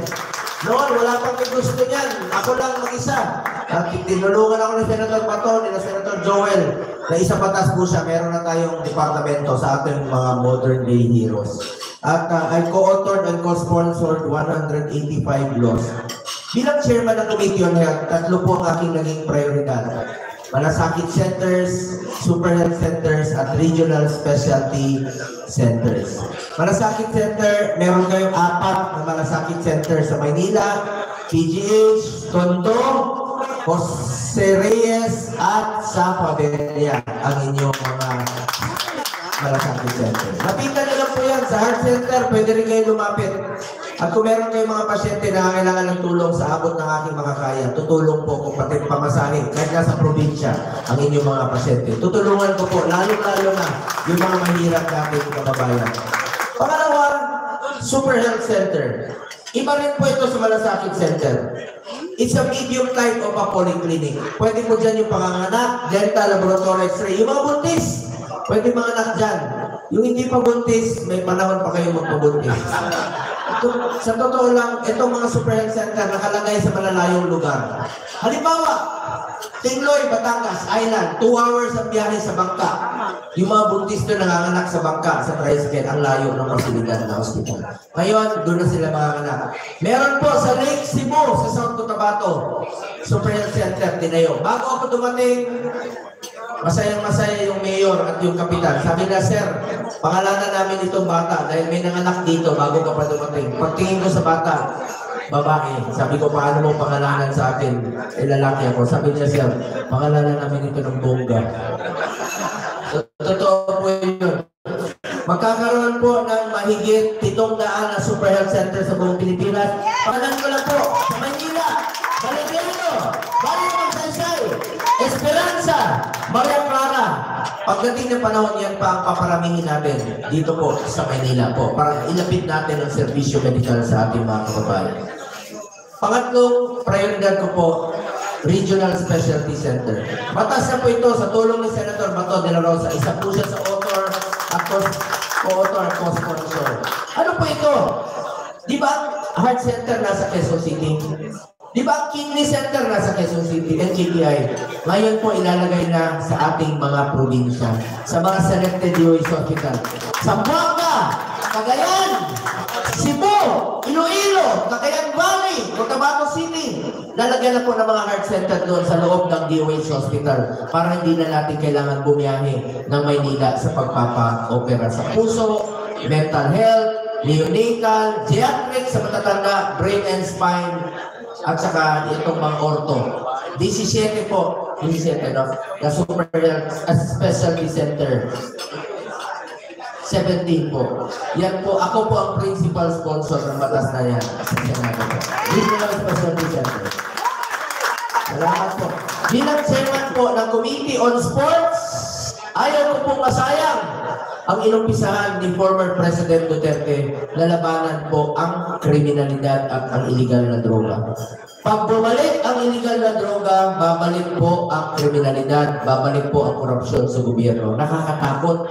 Di ba yan po naging problema nun dito sa Maynila, droga. Huwag natin hayaang bumalik ito. Kaya through sports ito natin, niinganyo po kayo. Kung may mga paliga kayo, basketball, volleyball, pwede nating suportahan. Dahil gusto ko pong ilayo ang mga kabataan sa iligal na droga. Proud po ako bilang chairman ng Committee on Sports 2019, nakamit natin ang first ever gold ng Tokyo Olympics. Ngayon naman sa Paris Olympics, nakadalawang gold tayo. Taga Maynila pa, si Carlos Nulo po. Mabuhay ang mga taga Maynila. Meron lang tayong eskwelahan sa New Clark City, National Academy of Sports. Like and share. Pwede na mag-aaral at the same time mag-training ang student athlete. Isa po ako sa on-court co-sponsor. Si Senator Bato, kasama rin po siya sa on-court co-sponsor ng National Academy of Sports. At hinikayat ko si Atty. Sam J.K. at saka sila Pastor, sila Atty. J.B. Hinlo, na pag naging senador na paramihin natin ito. Sorry, nakalimutan ko bang ito, isa-isahin ko pa ngayon. Paramihin natin itong National Academy of Sports. Balikan ko lang po si Atty. J.B. Hinlo, asset po ito ng Visayas. Para meron tayong representante sa Visayas po, Ilonggo po ito. At saka dati po siyang PACC Commissioner. Lumalaban po ito sa korupsyon sa gobyerno. Hindi ka titigilan nito. Awayin ka talaga nito. At gusto ko rin po pag-tell si Ipe Salvador, ang aking kaibigan, matagal ko ng kaibigan, si Mr. Efectivo. Nagawa na niya lahat sa buhay niya. Pelikula, ang kulang na lang makapag-servisyo. Tulungan niyo rin po si Mr. Philip Salvador, Mr. Efectivo. And mga kasamahan ko, Atty. Vic Rodriguez, si Atty. Raul Lambino, Congressman Marcoleta, classmate ko po sa Commission on Appointments po. Tulungan po natin. Mas marami po PDP na mananalo, mas marami po makakatulong po sa ating mga kababayan. Hindi lang sa kapartido natin, kundi sa sambayan ng Pilipino. Ang kapanalunan po ng PDP ay kapanalunan rin po ng sambayan ng Pilipino. Maraming salamat po sa inyo lahat, mga kababayan ko. Ulitin ko, bukas po ang aking opisina para sa inyo lahat. Sa mga kapitan naman, suportado ko po kayo. Nung postponement ninyo, sinuportahan natin total.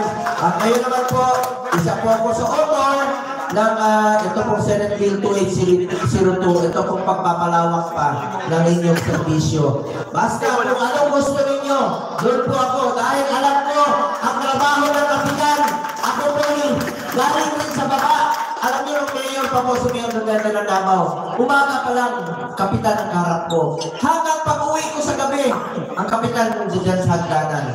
Kayo po yung may dala sa lahat ng serbisyo, basic services. Kaya, kapitan, napaka-importante. Mga kapitan, you are superstars in your own right sa inyong barangay. Kayo ang hari doon. Isa lang po ang pakiusap ko sa inyo. Huwag niyo pong pabayaan yung kababayan nating nahihirap po. Yung walang katakbuhan kung hindi kayo po mga barangay captain. Kaya mataas pong respeto ko sa inyo mga barangay captains. Pantay-pantay lang tayo, pareho naman tayong trabahante sa gobyerno. Huwag niyo po ko ituring na ibang tao sa inyo. Tawagin niyo lang akong Kuya Bongo o Bongo. Pero may pakiusap lang po ko sa inyo. Kung mas matanda kayo sa akin, huwag niyo lang akong tawagin Kuya. Siyempre pag nagsalubong tayo, Kuya Bongo. Ano ako sa Perlulo? Bongo lang po, madaling tandaan. Alam niyo, hindi niyo malilimutan ang pangalan ko. Pero unahin niyo rin po yung mga kasamahan ko. Dahil ako, hindi niyo malilimutan ang apelido ko. Pumunta kayo sa kanto ng Maynila. Napaka-traffic sa Top Avenue, Rojas Boulevard. Anong unang maalala niyo pag nakita kayo ng traffic? Maraming salamat po, Ma'am Faye Morioka. Pag gutom na kayo, God bless you po, Ma'am. Salamat po. bibili kayo ng manok, chokes to?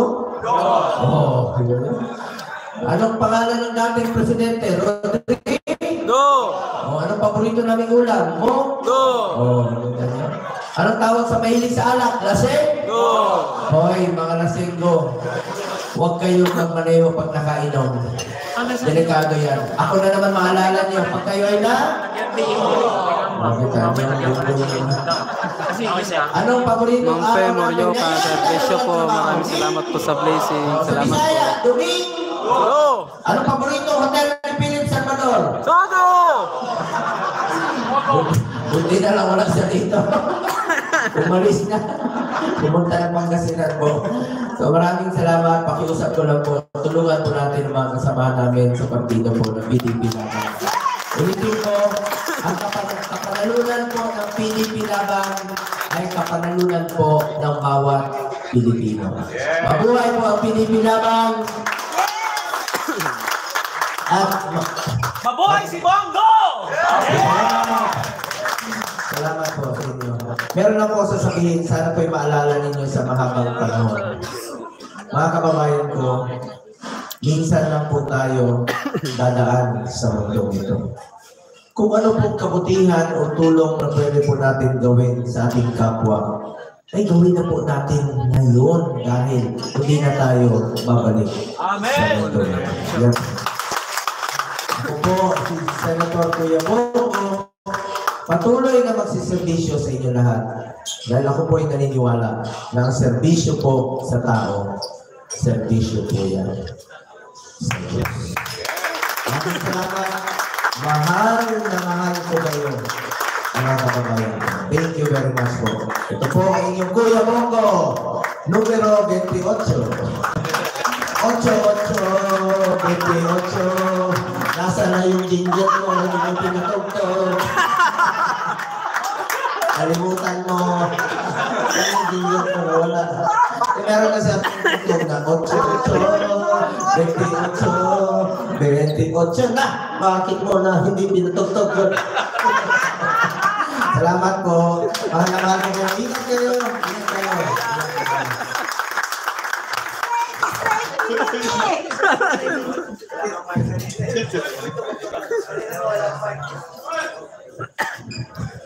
Maraming po salamat, Mr. Malasakit, Senator Lawrence Bongo.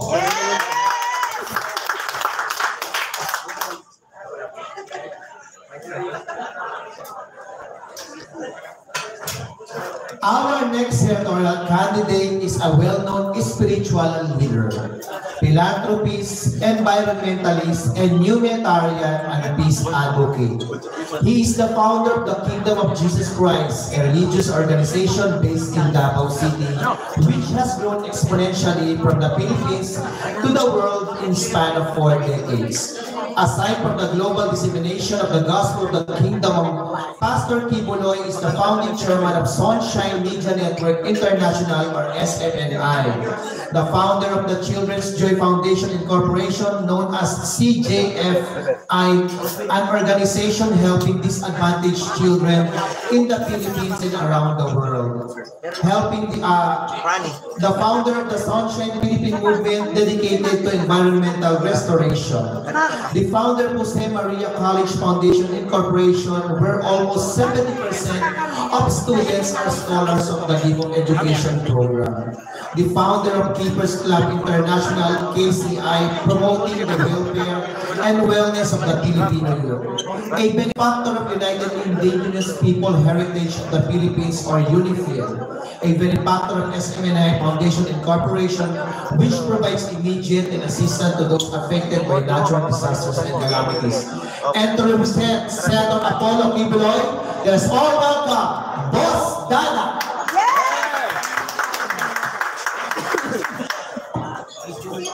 Magandang hapon. Magpapasalamat muna ako sa lahat ng mga barangay chairman ng Maynila from District 1 to District 6. Maraming salamat po sa inyo pong pakinggan. Nakaka-pressure kasi nauna pa magsalita yung mga magagaling natin future senators. At ako po si Boss Dada. Ako po ay isang content creator, vlogger. Magandang araw sa mga kasama kong vlogger na nandito ngayon. na nagkakasin ng mga totoong balita, totoong impormasyon sa bayang Pilipinas na gustong patahimikin. Sa po tayo sa mga ipinapatawag dyan sa Kongreso dahil mukhang nasasaktan na po yata sila sa mga batikos natin. Pero simulan natin kay Pastor Apollo Kibuloy. Ano po? Ako po ay nandito in behalf of Pastor Apollo Kibuloy dahil siya po ngayon ay nakakulong. Dahil siya po ay kaibigang matalik ni Pangulong Duterte at alam natin supporters ni Senator Bato de la Rosa at ni Senator Bongo.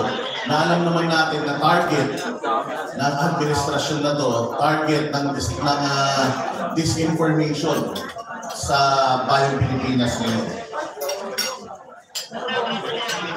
Si Pastor Apollo Kibuloy ay katulad din natin na normal na Pilipino.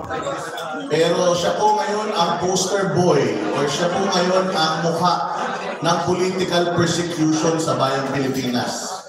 Na una pong hinabuso ang karapatan ng SMNI sa kanilang prangkisa dahil po ang SMNI ay ginamit ni Pangulong Rodrigo Duterte para ilabas ang kanyang mga salubin at gamitin plataforma or platform para ilabas ang lahat ng mga kabulasunan sa bayang Pilipinas.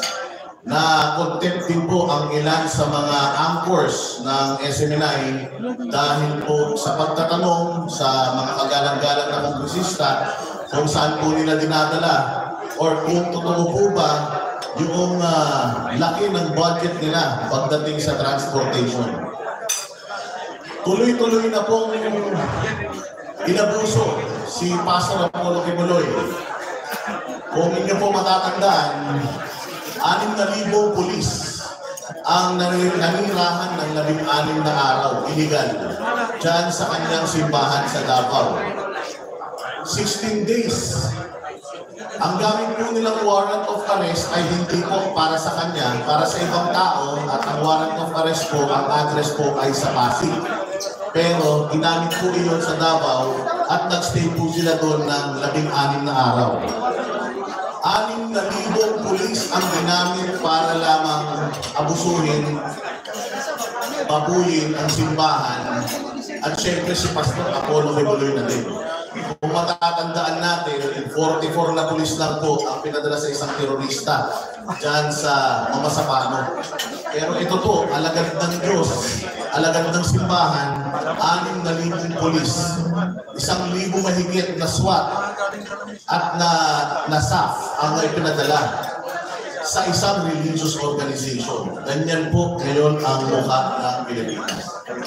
Dahil po sa pang-aabuso, sa panggigipit kay Pastor Apollo Kibuloy, ang kanya pong Children's Joy Foundation na nagpaaral na po sa milyong-milyong mga kabataan, kailangan pong magsara dahil ang kanya pong dahil po finreeze ang kanyang assets.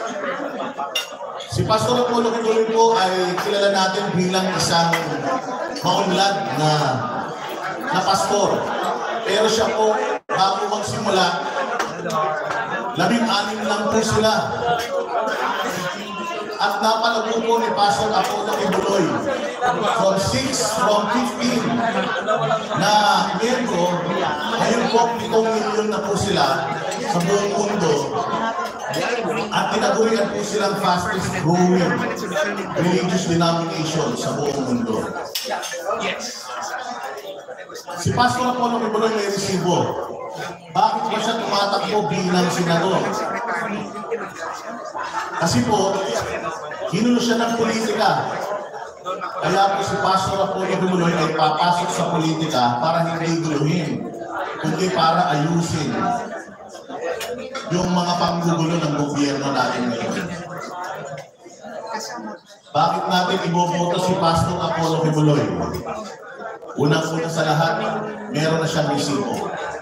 Bilang isang private na tao, siya po ay mayroong Kingdom of Jesus Christ na may 7 milyong miyembro buong mundo.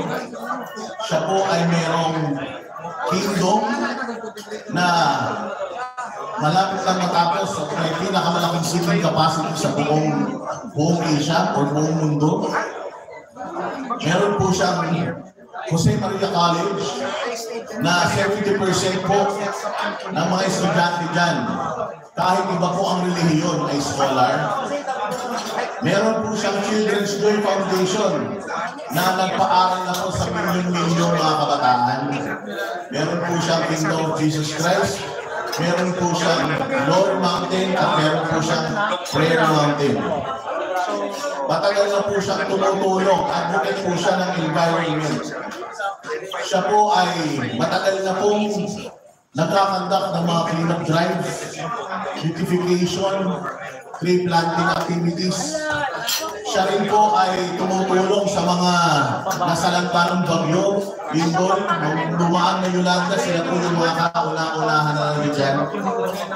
At bilang isang pribadong tao, napakalaki po na itulong niya sa gobyerno ni PRD laban sa insurhensya. Naubos po ang mga rebelde dahil sa kanyang mga programa, katulong ang NTFL, at syempre katulong na rin po ang Pangulong Duterte. Zero corruption po ang kanyang itinataguyod. Si Pastor Apollo Nicoloy ang magtataguyod ng death penalty sa mga corrupt, mandarambong, magdanakaw. Tuluyang susunpunin ni Pastor Apollo Nicoloy ang droga at ang CP3 NPA LDF.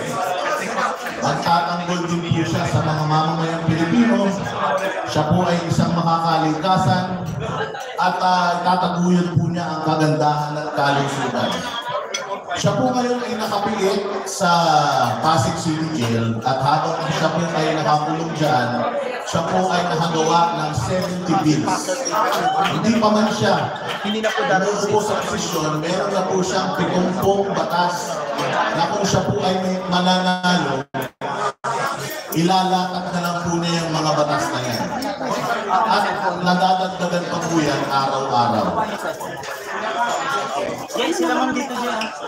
Kaya sa darating na Mayo, mga kababayan, meron silang sinasabi na bagong alyansa ng Pilipinas.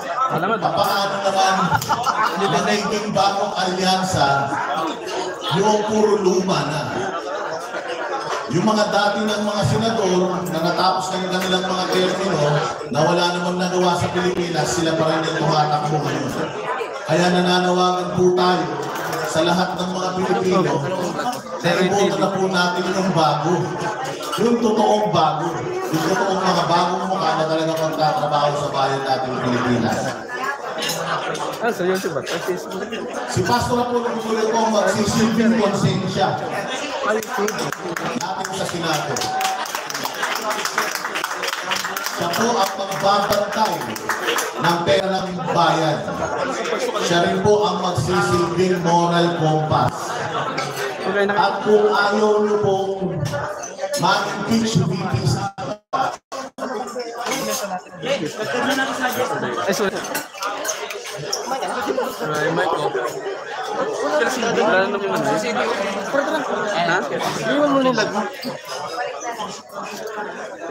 may subscriber pa ako eh.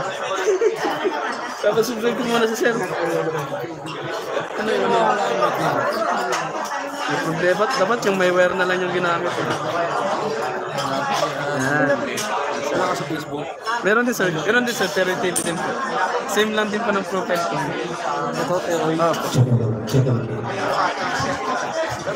ayan, tuloy natin hanggang bukas ko.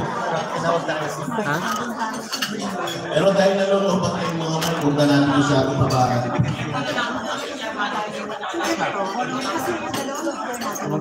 Bakit natin iboboto si Pastor Apollo Nicoloy? Dahil sa kanyang mga resibo, meron na po siyang napatunayan.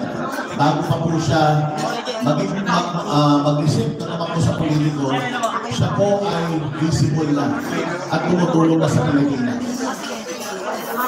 Alam niyo po ba na ang Kingdom of Jesus Christ, sa sobrang galing na leader ni Pastor Apollo Nicoloy, ang projection nila kahit na 3 taon silang hindi kumilos, makakakain sila. ganon ang projection ni Pastor Apollo Kibuloy sa Kingdom of Jesus Christ. Ang Kingdom of Jesus Christ po ay isang first world country sa loob ng isang third world country. Napatunayan na po na yan sa kanyang KOJC, kayang-kaya po niyang gawin yan sa buong Pilipinas. Ang plano po ni Pastor Apollo Kibuloy ay pagtugtong-tugtongin ang lahat ng isla sa Pilipinas para maging accessible ang Pilipinas sa lahat ng Pilipino at lahat ng produkto ay kumalat umikot sa buong Pilipinas ng madali. Si Pastor Apollo Kibuloy po ay maraming pools of lawyers. Meron po siyang JMC, Jose Maria College. Marami po siyang mga lawyers na ang pangarap po niya ay makatulong itong mga pinag-aaral niya ng abogado para makakuha ng libreng serbisyo legal ng mga Pilipino na hindi kayang mag-afford ng mga magagaling na abogado. Meron din po siyang med school at layo po ng med school na ito na mag-produce ng maraming mga doktor para ang mga Pilipino ay hindi na magpunta sa ospital para magpa-check up. Yung iba, sila na po ang pupunta sa mga bahay-bahay at magtatanong kung sino yung mga gusto magpa-check up at sila na po mag-check up sa mga Pilipino, Tokhang style. Ganyan po ang ilan sa mga plano niya. Again, 70 years na po yung kanyang nagawa, hindi pa man siya nagsisimula magtrabaho. Sigurado tayo na magtutuloy-tuloy po yan kung bibigyan po natin siya ng pag-asa na magservisyo para sa inyo. Noon pa po siya nagsiservisyo. Hanggang ngayon, sa kanyang, sabi nga, this is his last hurrah. Ilang taon na po si Pastor Apollo Kibuloy? I think he's 75 years old. At gusto niya na bago man lang siya mawala sa mundo ito, lahat ng kanyang mga visions para sa Pilipinas ay matupad niya. Hindi po kailangan ni Pastor Apollo itong pagiging senador. Palagay ko mas kailangan natin. Mas kailangan natin ng mga leaders, hindi po ng mga politiko. Maraming salamat po sa inyong lahat at straight po tayo hindi laban dahil napipinto yung impeachment kay VP Sara. Kung matatalo po itong mga kandidato natin, considered as impeached na po si VP Sara, wala na po tayong VP Sara na tatakbong presidente sa 2020.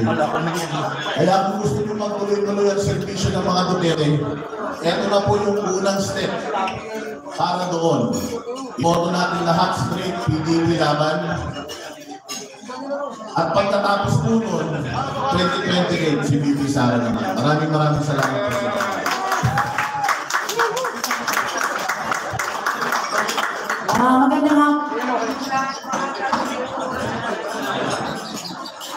Magandang hapon sa inyong lahat, mga mahal ko mga kabarangay, kapitan, chairwoman. Huwag daw muna tayo maalis, dito lang daw tayo muna maghihintay. Wala mo nang lalabas na mga barangay kapitan, barangay chairwoman. Dito lang daw tayo, huwag ko daw kayo.